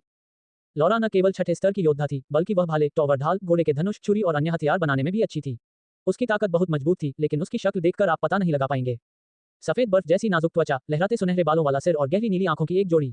उनकी शानदार पारिवारिक पृष्ठभूमि और मार्शल आर्ट में शक्तिशाली ताकत के साथ कई पुरुषों द्वारा उनकी प्रशंसा की गई। लेकिन उनके बारे में जो बात सबसे ज्यादा चर्चा में रही वह थी उनकी बिजनेस प्रतिभा। बहुत कम उम्र में वह पहले से ही कुछ व्यावसायिक मामलों में अपने पिता की मदद कर रही थी। ऐसी प्रतिभा के लिए औसत व्यक्ति ईर्ष्या से ऊपर भी नहीं उठ सकता, क्योंकि वह बहुत अच्छी थी। अगर कोई आपसे थोड़ा भी बेहतर होता तो बेशक आप उससे ईर्ष्या करते, लेकिन अगर वह आपसे इतना बेहतर था कि वह आपकी पहुंच से बाहर था, तो आप अपनी ईर्ष्या को बढ़ाने का जोखिम नहीं उठा सकते थे। माँ के कबीले में परिवार के उत्तराधिकारी विभिन्न क्षेत्रों में विभिन्न व्यवसायों का प्रबंधन करेंगे। कबीले का मुखिया तब देखेगा कि उनके व्यवसाय को प्रबंधित करने और इसे सबसे अधिक लाभदायक बनाने में कौन सबसे अच्छा था। हर कोई जानता था कि केविन में बिजनेस करने की क्षमता नहीं है, इसलिए पितामह उसे प्रतिस्पर्धा का हिस्सा भी नहीं मानते थे। लेकिन जब से लौरा ने केविन को अपना व्यवसाय संभालने में मदद की, उनकी कमाई हर साल बढ़ गई और अब वह परिवार के अन्य उत्तराधिकारियों से भी बदतर नहीं थी। कबीले के व्यवसाय में केविन का हिस्सा मुख्य रूप से परसेल डची में केंद्रित था, इसलिए इस बार लेनदेन केविन के हाथों में रखा गया था और निश्चित रूप से ये लौरा ही होगी जिसने सौदे को अंतिम रूप दिया था। लौरा को पता नहीं था कि भाड़े के सैनिकों के आने पर उन्होंने जो कुछ भी व्यवस्थित किया था वह कैसे व्यर्थ हो गया, लेकिन उसे डर था कि यह समय वास्तव में खतरनाक था। हालांकि लौरा छठे स्तर की योद्धा थी, लेकिन अब तक उसने कभी भी वास्तविक लड़ाई में भाग नहीं लिया है। उसकी ताकत अच्छी थी, लेकिन लड़ाई में वह एक साधारण भाड़े के सैनिक से थोड़ी खराब थी। साथ ही वे मरे हुओं से घिरे हुए थे, वह भागना भी चाहे तो भाग नहीं सकती थी। लौरा पहली बार इतना हताश महसूस कर रही थी, मौत आ रही थी। उसने अपने होठों को तब तक जोर से काटा जब तक कि उनमें चमकीला लाल खून न आ गया, और तब उसकी आशा का आखिरी टुकड़ा भी नष्ट हो गया जब मरे हुए सेना के पीछे बड़ी संख्या में मरे हुए लोग दिखाई दिए। ये मरे हुए लोग बड़े थे, इनके शरीर अजीब हरे रंग से भरे हुए थे। लौरा का चेहरा पीला पड़ गया, वह जानती थी कि वह मरने वाली है। हालांकि वह गिरी नहीं, बल्कि उसके दिल में लड़ने की भावना पैदा हुई। निराशा में प्रायः 2 प्रकार की प्रतिक्रियाएं होती, या तो पूर्ण पतन जहां आप विरोध करने और कुचले जाने की सारी क्षमता खो देते हैं, या अपने रास्ते में आने वाली हर चीज का विरोध करने के लिए क्रोध की अभिव्यक्ति, भले ही वे मरे न हो। लौरा बात को स्पष्ट रूप से महसूस कर रही थी। लौरा मौत से लड़ने के लिए तैयार थी, लेकिन तभी उसे अचानक पता चला कि नया मरा हुआ आदमी उस मरे हुए पर हमला कर रहा था जिसने उन्हें घेर लिया था। न केवल लौरा, बल्कि माँ की कारवां में हर कोई इस हद तक हैरान था कि उनके दिमाग को पल भर के लिए समझ नहीं आया कि कैसे प्रतिक्रिया करें। क्या अमर भाड़े के समूह के बीच संघर्ष था? लौरा ने ऐसा नहीं सोचा था। वह चतुर थी और अंततः उसने देखा कि ये नए मरे हुए जीव समान नहीं थे। मानव मरे हुए लोगों के विपरीत जिन्होंने उन्हें घेर लिया था, इनमें से अधिकांश नए मरे हुए लोग आत्मिक जानवरों की तरह थे। और न केवल इन आत्मिक जानवरों पर तेज हमले होते थे, बल्कि उनके शरीर में हरी हड्डियां थीं, जिससे पता चलता था कि वे जहरीले थे और उनके साथ खिलवाड़ नहीं किया जा सकता था। हरे मरे एक स्थिर धारा में आ रहे थे, जिनकी कुल संख्या वास्तव में 1000 से अधिक थी। दुर्भाग्य से वह मरे हुए लोगों में से आधे से भी कम था जिसने उन्हें घेर लिया था। लेकिन लॉरा इधर उधर देख रही थी क्योंकि उसे विश्वास था कि जिन लोगों ने इन मरे हुओं को बुलाया है वे जल्द ही उनकी मदद के लिए यहाँ आएंगे। लॉरा ने ध्यान से पीछे देखा और 4 लोगों को मरे हुए लोगों पर सवार पाया। उनमें से 2 खड़े थे। एक ने पूरे शरीर पर कवच पहन रखा था, जबकि दूसरे ने जादुई वस्त्र पहन रखा था। अन्य 2 मरे हुए पर ऐसे बैठे थे जैसे ये स्वाभाविक था। एक ने काले जादू की पोशाक पहनी हुई थी और दूसरी जो काले जादूगर के पास बैठी थी उसने नौकरानी की पोशाक पहनी हुई थी। अचानक काली रोशनी सीधे इन 4 लोगों की ओर चली गई। लॉरा का चेहरा बदल गया। वह जानती थी कि भाड़े का समूह इन 4 पर हमला कर रहा है, इसलिए वह चिल्लाने से खुद को नहीं रोक सकी, सावधान रहो। हालांकि उसे इस बात का एहसास नहीं था कि वह उन लोगों से बहुत दूर थी, इसलिए वे नहीं सुन सके कि वह क्या चिल्ला रही थी। जैसे ही काली रोशनी उन 4 पर पड़ने वाली थी, अचानक पानी की एक परत ने उन्हें ढक लिया। ढाल पतली और पारदर्शी लग रही थी, लेकिन काली रोशनी उनके बचाव में नहीं आ सकी। काली रोशनी गायब होने के बाद ग्रीन मरे हुए व्यक्ति के सिर पर खड़ा हो गया और अचानक उस दिशा की ओर बढ़ गया जहां काली रोशनी उत्सर्जित हो रही थी। हालांकि उसने अभी भी शरीर पर कवच पहन रखा था, लेकिन बहुत तेज गति से वह पलक झपकते ही सबके सामने से गायब हो गया। इस बीच मेरिन ने झाओ से कहा, मास्टर वापस जाओ। झाओ जानता था कि उसे मीरिन की बात सुननी चाहिए, इसलिए उसने तुरंत अपने मरे हुए को पीछे हटने का आदेश दिया। उन पर अधिक काली रोशनी चली, लेकिन झाओ यह नोट करने में सक्षम था कि वे कहां से आए थे। उसने अपनी अमर सेना को उस ओर जाने का निर्देश दिया जहां काली रोशनी उत्सर्जित हो रही थी। ऐसा लग रहा था कि 8 काले जादूगर जंगल में छिपे हुए हैं। अचानक उसके सामने एक स्क्रीन उभरी, जिस पर अलग अलग रंग के बिंदु चमक रहे थे। लाल बिंदु उनका और मरे हुए लोगों का प्रतिनिधित्व करते थे जिन्हें उन्होंने बुलाया था। हरे बिंदु मां की कारवां के लोगों का प्रतिनिधित्व करते थे और जंगल में कुछ काले बिंदु छिपे हुए थे। 8 काले बिंदु थे, लेकिन उनमें से एक लाल बिंदु के बगल में था। झाओ ने देखा और देखा कि यही वह दिशा थी जहां ग्रीन गया था। काले बिंदुओं में से एक भी अन्य 6 काले बिंदुओं को पीछे छोड़ते हुए उस दिशा में भाग रहा था। झाओ ने अपने मरे हुओं को 7 टीमों में विभाजित करने का आदेश दिया। 6 टीमों में से प्रत्येक के पास 200 मरे हुए होंगे, जिन्हें उसने 6 ब्लैक डॉट्स की ओर भेजा, जबकि शेष 157 पास ही रह गए। मेघ ने भी अपनी तैयारी की और धीरे से एक जादू फुसफुसाया जिससे हवा का एक पीला आवरण बन गया जिसने उसे और झाओ को घेर लिया। आखिरकार उसका मिशन झाओ की रक्षा करना था।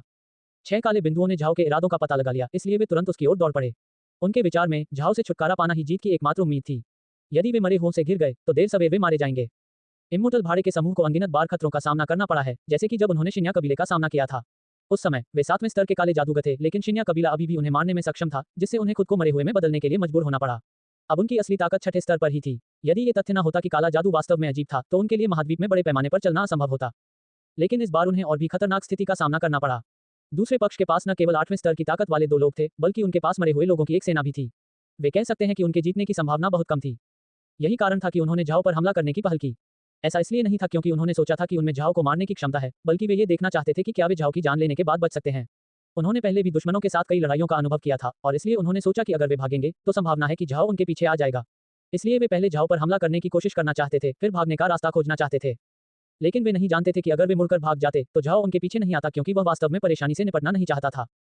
झाओ ने देखा कि काले धब्बे करीब आ रहे थे। दादी मेरिन, वे आ रहे हैं। मेरिन ने सिर हिलाया, हालांकि उसे यह बताने के लिए झाओ की जरूरत नहीं थी।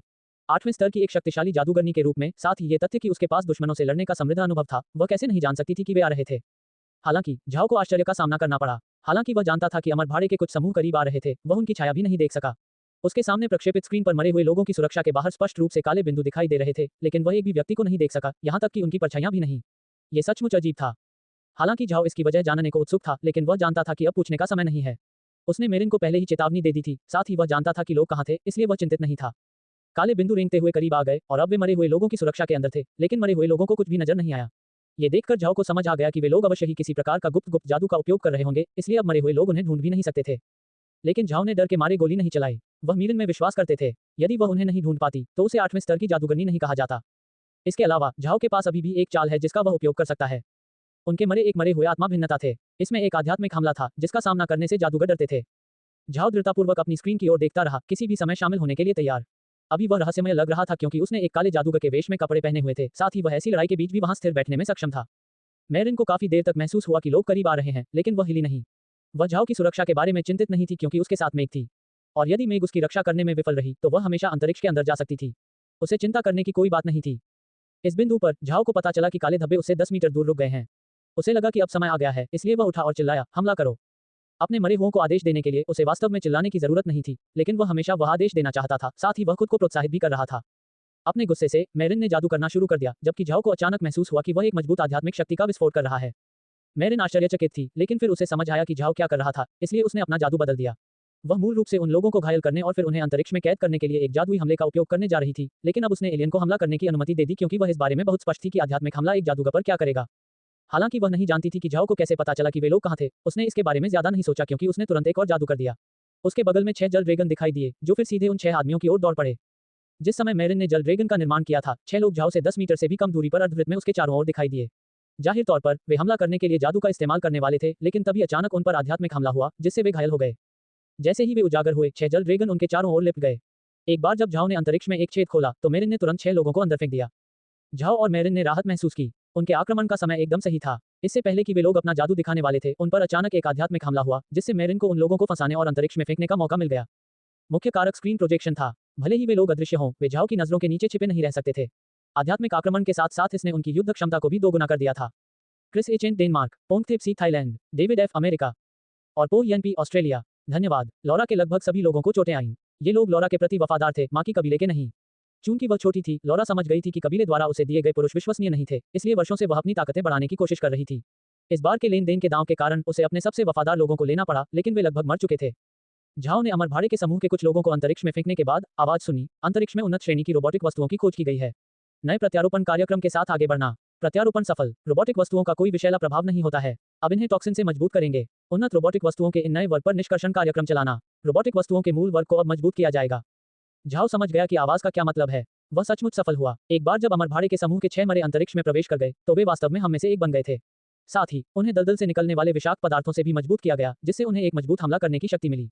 इतना ही नहीं, जब अंतरिक्ष को पता चला कि 6 मरे हुए अन्य लोगों की तुलना में अधिक उन्नत थे, तो उसने उसके पास मौजूद सभी मरे हुए लोगों को समतल कर दिया।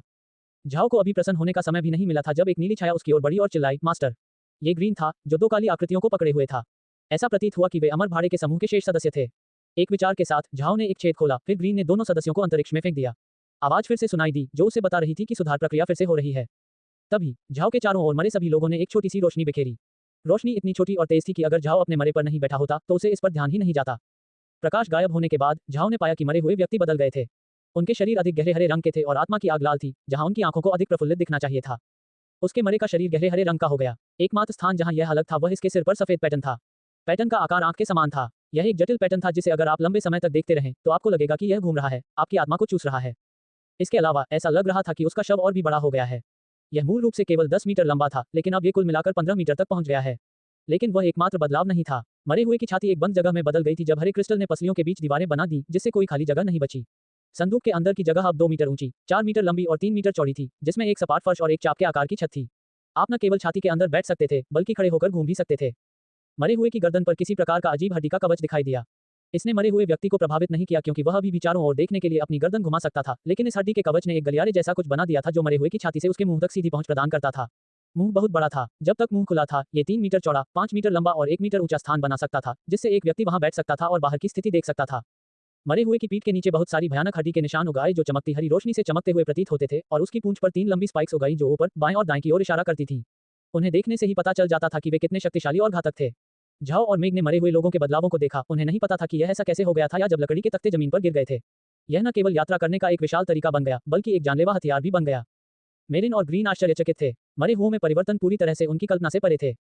झाओ को खुद को संभालने में एक क्षण लगा, फिर एक विचार के साथ उसने तुरंत बाकी मरे हुए लोगों को अपने स्थान के अंदर डाल दिया। फिर उसने मेरिन और ग्रीन को बुलाया। दादी मेरिन, दादाजी ग्रीन, आइए मरे हुए के मुंह में चलें। मरे हुओं के 2 प्रवेश द्वार थे। सामने का प्रवेश द्वार मुंह था, जबकि दूसरा छाती के पीछे था। झाओ ने देखा कि वहां हड्डियों के कुछ टुकड़े थे जिन्हें आप खोल सकते थे, जिससे आप पीछे से एलियन में जा सकते थे। हालांकि झाओ पीछे से अंदर नहीं जाना चाहता था, क्योंकि वह जगह थी जहां जानवर शौच करते थे। वह वहां से अंदर या बाहर जाना नहीं चाहता था। ग्रीन और मेरिन झाओ के साथ मरे हुए कमरे के अंदर चले गए, जिसने तुरंत उन्हें अंदर जाने के लिए अपना मुंह खोल दिया। ऐसा लग रहा था कि छाती को कसकर सील कर दिया गया था, केवल थोड़ी सी हवा महसूस हुई। एक बार अंदर जाने पर ग्रीन और मेरिन आश्चर्यचकित हुए बिना नहीं रह सके। उन्हें सचमुच उम्मीद नहीं थी कि संदूक के अंदर की जगह ऐसी हो जाएगी। क्या इसमें बहुत ज्यादा बदलाव नहीं आया? उन्होंने झाओ की ओर देखा, जो मुस्कुराया। मैंने नहीं सोचा था कि अमर भाड़े के समूह के उन लोगों को अंतरिक्ष में डालने के बाद यह ऐसा हो जाएगा। अंतरिक्ष ने सभी मरे हुए लोगों को मजबूत बना दिया, यही कारण है कि यह ऐसा हो गया था। अब हमें इसकी आवश्यकता नहीं है, बाहर बैठो। हम बस यहीं बैठ सकते हैं और बाहरी स्थिति देख सकते हैं। ग्रीन ने चारों ओर देखते हुए सिर हिलाया। हालांकि यह ज्यादा नहीं है, फिर भी आप बाहर देख सकते हैं। खैर मास्टर, ये बहुत अच्छा होगा अगर हम इस तरह माँ के कबीले को देखने जाएं। झाओ मुस्कुराया। तो चलिए उन्हें देखने चलते हैं। उसने अपने मरे हुओं को ढलान पर चढ़ने का आदेश दिया। लौरा और बाकी सभी ने नहीं देखा कि ढलान के पीछे क्या हुआ।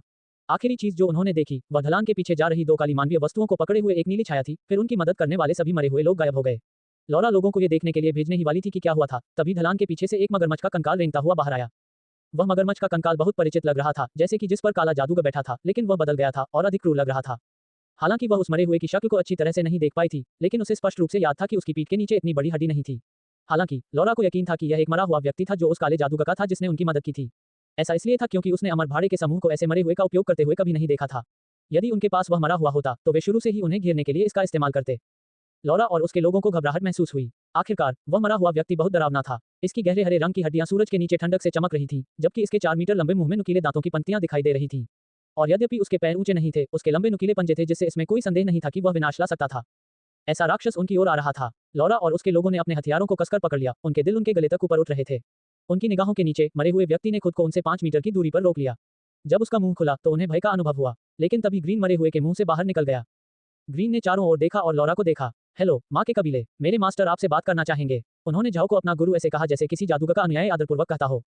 लॉरा बेशक समझ गई कि ग्रीन का क्या मतलब है, लेकिन वह झिझक रही थी। उसके पास एक खजाना था और अगर दूसरा पक्ष उस खजाने को चाहता था तो क्या वह ग्रीन के साथ जाती तो ये बहुत खतरनाक नहीं होता। ग्रीन एक अच्छे इंसान थे। लॉरा पर एक नजर डालने पर वह उसकी झिझक को समझ गया, लेकिन उसने इसके लिए उसे दोषी नहीं ठहराया। जबकि लॉरा झाओ को देखने के लिए ग्रीन का अनुसरण करने के लिए तैयार नहीं थी, क्योंकि दूसरे पक्ष ने उन्हें बचा लिया था, फिर भी उसे उन्हें धन्यवाद देने की जरूरत थी। लॉरा अपनी गाड़ी से नीचे कूद गई, फिर वह ग्रीन के पास गई और झुक गई। शक्तिशाली योद्धा, कृपया लॉरा माँ के का धन्यवाद स्वीकार करें। मुझे नहीं पता कि मुझे प्रतिष्ठित जादूगर को देखने का अवसर मिलेगा या नहीं। हालांकि लॉरा बहुत विनम्र थी, उसके शब्दों का अर्थ स्पष्ट था। अगर तुम्हें मुझसे मिलना है तो तुम्हें बाहर आकर मुझसे मिलना होगा। ग्रीन ने लॉरा की ओर देखा, फिर सिर हिलाया। उसने ये भी सोचा कि उन्हें लॉरा के पास जाना चाहिए। हालांकि वे नहीं जानते थे कि अमर भाड़े के समूह ने उस पर हमला क्यों किया। ये लॉरा और बुडा कबीले के साथ संबंध स्थापित करने का एक अच्छा मौका था। मरे हुए की छाती के अंदर झाओ, मैरिन और मेग ग्रीन की प्रतीक्षा में खड़े थे। झाओ मूल रूप से लॉरा को देखने के लिए बाहर जाना चाहता था, लेकिन ग्रीन ने सोचा कि यह बहुत अपमानजनक होगा, इसलिए उसने झाओ से कहा कि वह वापस आने तक यहीं इंतजार करे। एक बार जब ग्रीन फिर से अंदर था तो उसने कहा, मास्टर, जो बाहर है उसका नाम लॉरा है, जो माँ के कबीले की एक प्रतिभाशाली महिला है। जब आप उससे मिलने जाएं, अगर उसने अमर भाड़े के समूह के बारे में पूछा तो कहें कि हमने उन्हें खदेड़ दिया। ऐसा मत करो, कहो कि हमने उन्हें अपने प्रति वफादार बनाया है। झाओ ने सिर हिलाया। चिंता मत करो दादाजी ग्रीन, मुझे पता है कि क्या कहना है। वह बाहर चला गया। उसके बाद ग्रीन और मेग आए और मेरिन को पीछे छोड़ दिया। वहां खड़ी लॉरा थोड़ी घबराई हुई थी। वह नहीं जानती थी कि जादूगर उसे क्या उत्तर देगा, क्योंकि वह जानती थी कि वह जो कर रही थी वह असभ्य था। लेकिन वह उस खजाने को जोखिम में नहीं डाल सकती थी जो उसके पास था।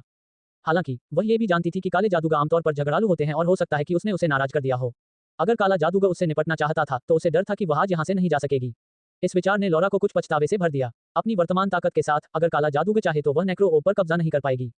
जब वह पछतावा महसूस कर रही थी तभी लॉरा ने अचानक देखा कि मरे हुए लोगों के मुंह से 3 लोग निकल रहे हैं। उनमें से एक काला जादूगर था। हालांकि जादूगर का शरीर बहुत लंबा नहीं था, उसने जादू की छड़ी पकड़े हुए एक लंबा काला वस्त्र पहना हुआ था। लॉरा व्यवसाय में अपने अनुभव के साथ एक नजर में बता सकती थी कि वस्त्र और जादुई कर्मचारी सस्ते और खराब गुणवत्ता वाले थे।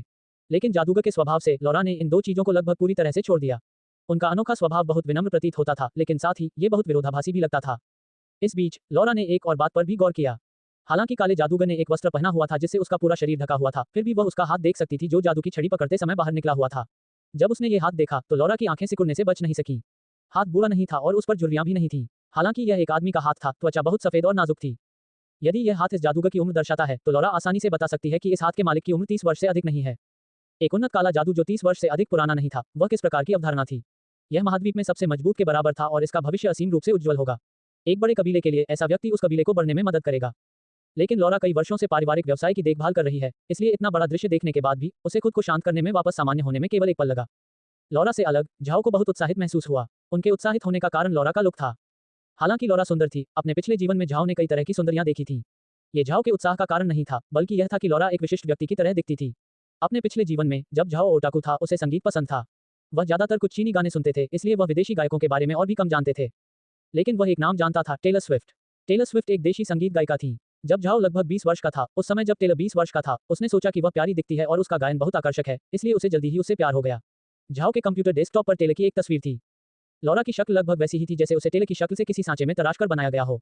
वह इतनी एक जैसी दिखती थी कि झाओ उसकी ऊंचाई से लेकर उसके सुनहरे बालों तक सब कुछ जांचता रहता था।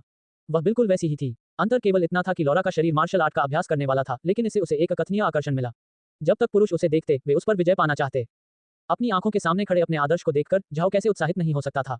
हालांकि वह जानता था कि उसके सामने वाला व्यक्ति टेलर नहीं था, फिर भी वह उत्साहित होने से खुद को नहीं रोक सका। सौभाग्य से उसने एक जादुई वस्त्र पहन रखा था जिससे उसका चेहरा ढका हुआ था।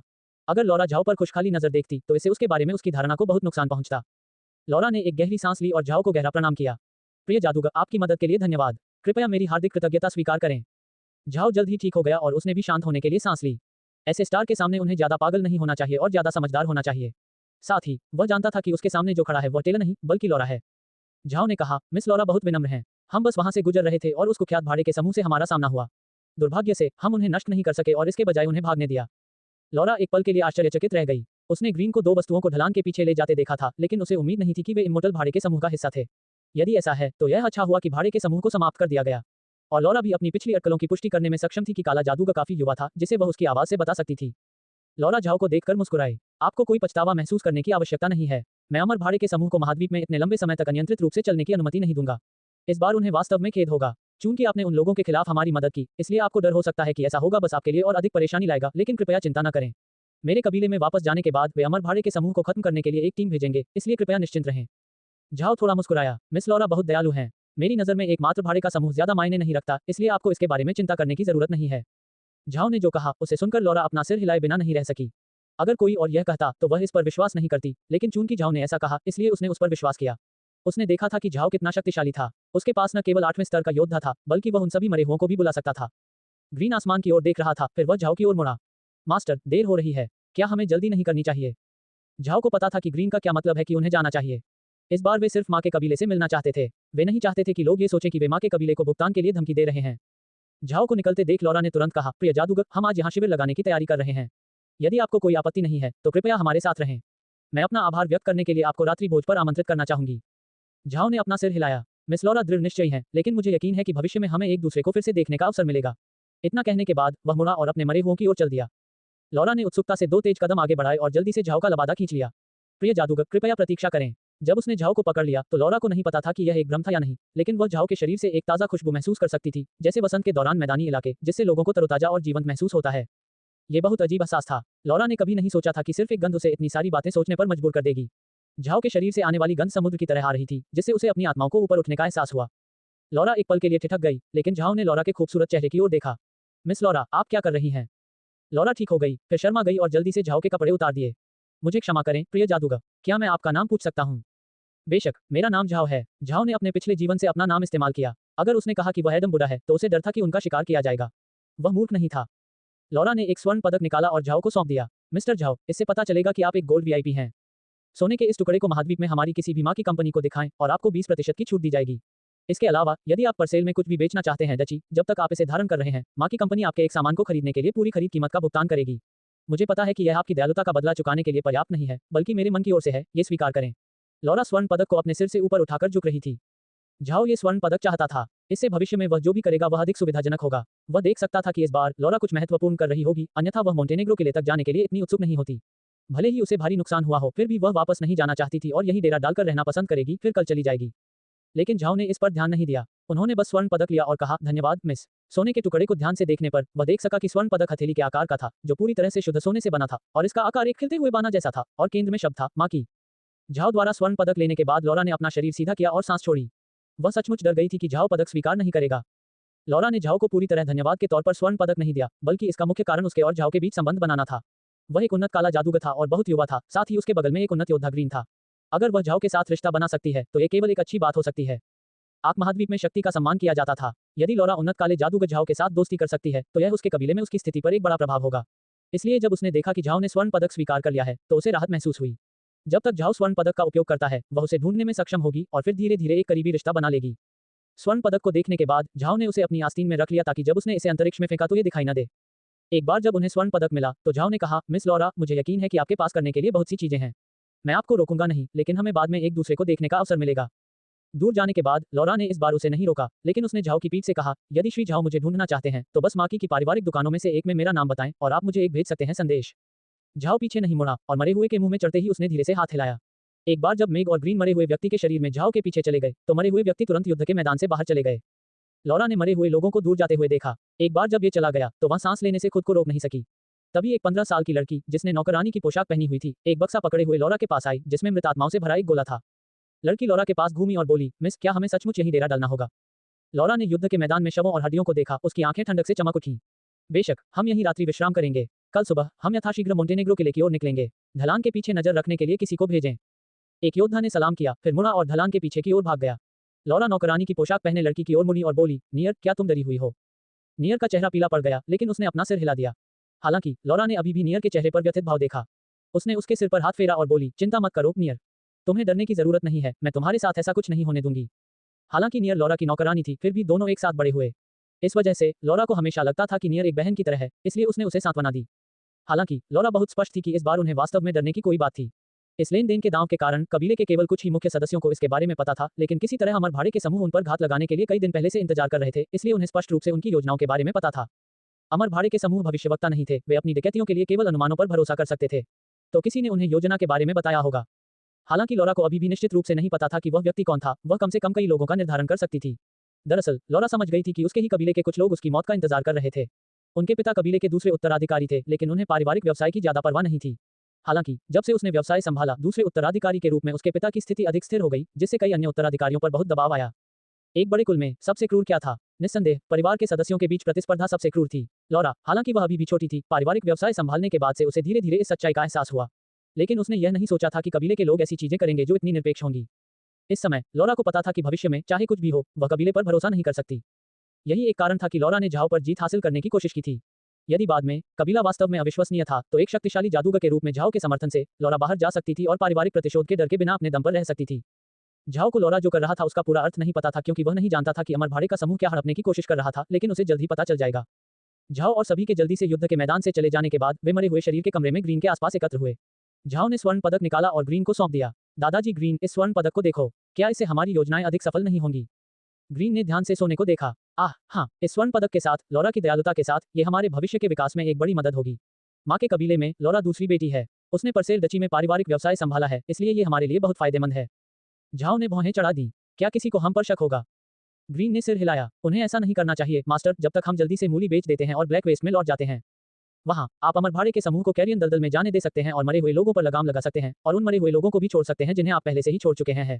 क्योंकि अगर सड़े हुए दलदल से मरे हुए लोग ऐसे दिखते जैसे वे ब्लैक वेस्ट के आसपास घूम रहे हों, तो मुझे लगता है कि कोई भी आसानी से हमारे क्षेत्र में नहीं जाएगा, जिससे हम अधिक सुरक्षित हो जाएंगे। झाओ ने सिर हिलाया। एक विचार के साथ 8 आदमियों का अमर भाड़े का समूह उसके सामने आ गया। सौभाग्य से मरे हुए शरीर का कमरा छोटा नहीं था, अन्यथा यह इतने सारे लोगों को समायोजित करने में सक्षम नहीं होता। 8 लोगों ने झाओ के काले वस्त्र के समान शैली के कपड़े पहने हुए थे, लेकिन उनके हाथों में जादू की छड़ी नहीं थी। जब वे बाहर आए एक समारोह में, 8 लोगों ने तुरंत झाओ से एक स्वर में कहा, मास्टर। झाओ ने सिर हिलाया और कहा, हैट। 8 आदमियों ने अपनी टोपियां उतार दी और 8 खोपड़ियां दिखाई दी। वे गहरे हरे रंग की क्रिस्टल खोपड़ियां थीं, जिनकी आंखों में आत्मा के समान लाल अग्नि थी। कुछ लोग क्रिस्टल को सुंदर मानेंगे, जबकि अन्य उन्हें अजीब मानेंगे। तुमने लॉरा पर हमला क्यों किया? झाओ ने पूछा। जाहिर तौर पर इन 8 की बुद्धि पर कोई असर नहीं पड़ा है। एक ने तुरंत उत्तर दिया, मास्टर, हमें माँ के कबीले के एक व्यक्ति से खबर मिली कि लॉरा के पास नेक्रो ऑर्ब है, जो मरे हुए को बढ़ा सकता है। माँ के कबीले के किस व्यक्ति ने आपको ये समाचार बताया? झाओ ने पूछा। तभी ग्रीन ने अचानक पूछा, मास्टर, क्या आप कह रहे हैं कि वे बोल सकते हैं? जब ग्रीन ने ऐसा सवाल पूछा तो झाओ हैरान रह गए। वे पहले ही कई शब्द कह चुके हैं, लेकिन ग्रीन ने फिर भी पूछा कि क्या ये 8 लोग बोल सकते हैं? वह बहुत अजीब था, है ना? क्या ग्रीन ने उन्हें बोलते हुए नहीं सुना? झाओ ने पलटकर ग्रीन की ओर देखा। दादाजी ग्रीन, हम पहले ही एक दूसरे से कई शब्द कह चुके हैं, क्या आपने हमारी बात नहीं सुनी? ग्रीन और बाकी सभी ने अपना सिर हिलाया, जिससे पुष्टि हुई कि हालांकि झाओ ने भाड़े के समूह के इन मरे हुए लोगों के साथ बातचीत की थी, लेकिन ग्रीन ने वास्तव में उन्हें नहीं सुना। झाओ को हैरान देखकर मैरिन ने कहा, कुछ मरे हुए लोग हैं जो बोलना जानते हैं, लेकिन ये उच्च स्तरीय मरे हुए हैं, इसलिए वे आध्यात्मिक शक्ति के माध्यम से सीधे युवा गुरु से बात कर सकते हैं। युवा गुरु सोचता है कि वह उन्हें अपने साथ बात करते हुए सुन सकता है कान, लेकिन वास्तव में वे आवाज नहीं कर रहे हैं। जब उसने मैरिन का स्पष्टीकरण सुना, तो झाओ ने सिर हिलाया, फिर मुड़कर मरे हुए काले जादूगरों से बात की। चूंकि आपने मुझे मास्टर कहा है, अब आप अपने पिछले नामों का उपयोग नहीं करेंगे। मैं आपको नए नाम दूंगा। आप में से कौन बॉस था? मरे हुओं में से एक आगे बढ़ा। मास्टर, मैं हूँ। ठीक है, आज से आपका नाम रंग है। दूसरे का नाम हैमर होगा, और अगले का नाम माउंटेन, एज, पंच, रैश, स्केल्स और ब्रिक होगा। 8 लोगों ने एक सुर में इसे स्वीकार कर लिया। हालांकि उनके पास इतना ज्ञान या प्रभाव नहीं था, लेकिन अंतरिक्ष ने उन्हें बता दिया कि झाओ उनका स्वामी था, इसलिए उन्होंने निश्चित रूप से झाओ के शब्दों का खंडन नहीं किया। अब मेरे प्रश्न का उत्तर दो। तुम्हें किसने बताया कि लॉरा के पास ये नेक्रो ऑर्ब है? झाओ ने मांग की। नशे में जल्दी से कहा, मास्टर, हमने ये संदेश माँ के कबीले के सदस्यों में से एक से सुना। पहले तो हमें इस पर विश्वास नहीं हुआ, लेकिन अगर उसने जो कहा वह सच था, तो हम इसे अपनी ताकत बढ़ाने के लिए प्राप्त करना चाहते थे। उद्धरण चिन्ह। झाओ ने सिर हिलाया। ये वैसा ही था जैसा उसने सोचा था, बस कबीले के भीतर एक संघर्ष था। कुछ भी उल्लेखनीय नहीं। फिर वह नशे में बदल गया और बोला, चूंकि आप मुझे मास्टर कहते हैं, तो मुझे बताएं कि वे सभी अच्छी चीजें कहाँ हैं जो आपने वर्षों से लूटी हैं। मालिक, हालांकि हम इतने सालों से लूट रहे हैं, हम शायद ही कभी उन चीजों को रख पाते हैं जिन्हें हम चुराते हैं। हम उन्हें पिछले मालिक के पास ले गए थे, नशे में तुरंत कहा। झाओ का चेहरा बदल गया। पिछला स्वामी, मास्टर, आप गलत हैं, नशे में जल्दी से कहा। अब हम दूसरों को अपने गुरु के रूप में नहीं पहचानते हैं। ये सिर्फ इतना है कि हम अपने पिछले गुरु के साथ बड़े हुए हैं जिन्होंने हमें अपनाया था। जब हमने उनसे जादू सीखा, तो उन्होंने हमें अपनी मदद के लिए धन इकट्ठा करने के लिए अमर भाड़े के समूह के रूप में भेजा, जब तक अब। ड्रंक की बात सुनने के बाद झाओ को राहत महसूस नहीं हुई, बल्कि उसका मूड और भारी हो गया। तुम्हारे पिछले मालिक की पहचान क्या है? नशे में सिर हिलाया। हम नहीं जानते, हम उसे कम ही देखते हैं। उसका नौकर हमारा ख्याल रखता है। अगर हम उसे देखते भी हैं, तो वह गहरे रंग का लबादा पहने होता है, जिससे उसका पूरा शरीर ढका होता है।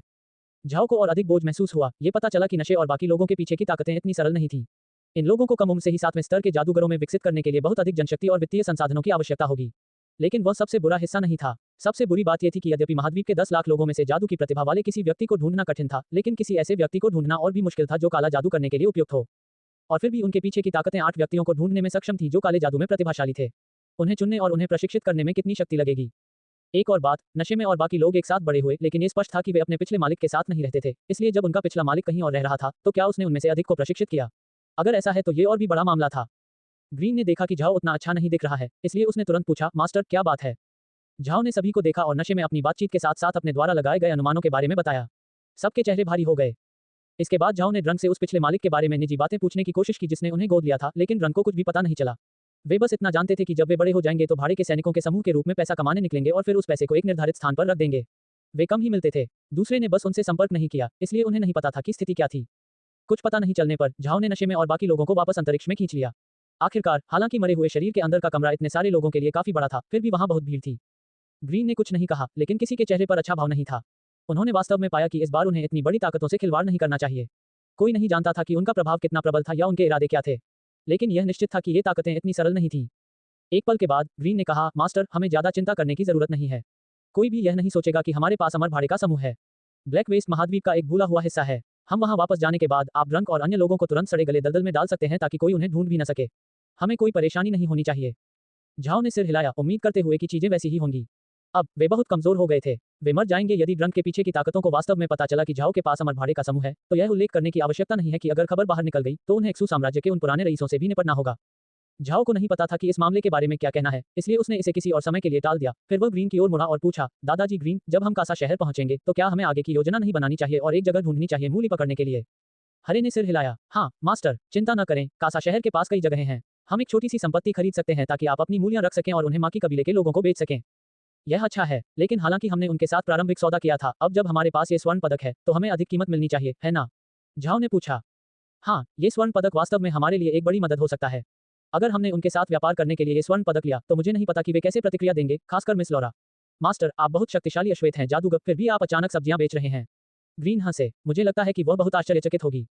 झाओ सहित सभी लोग हंसे। अब झाओ की अपनी खेती के प्रति अधिक दृढ़ प्रतिबद्धता थी। हालांकि उनके पास अच्छी ताकत थी, 8वें स्तर पर 2 लोग थे और इतने सारे मरे हुए थे, फिर भी वह ये नहीं भूल सका कि उनके दुश्मन और भी अधिक शक्तिशाली थे।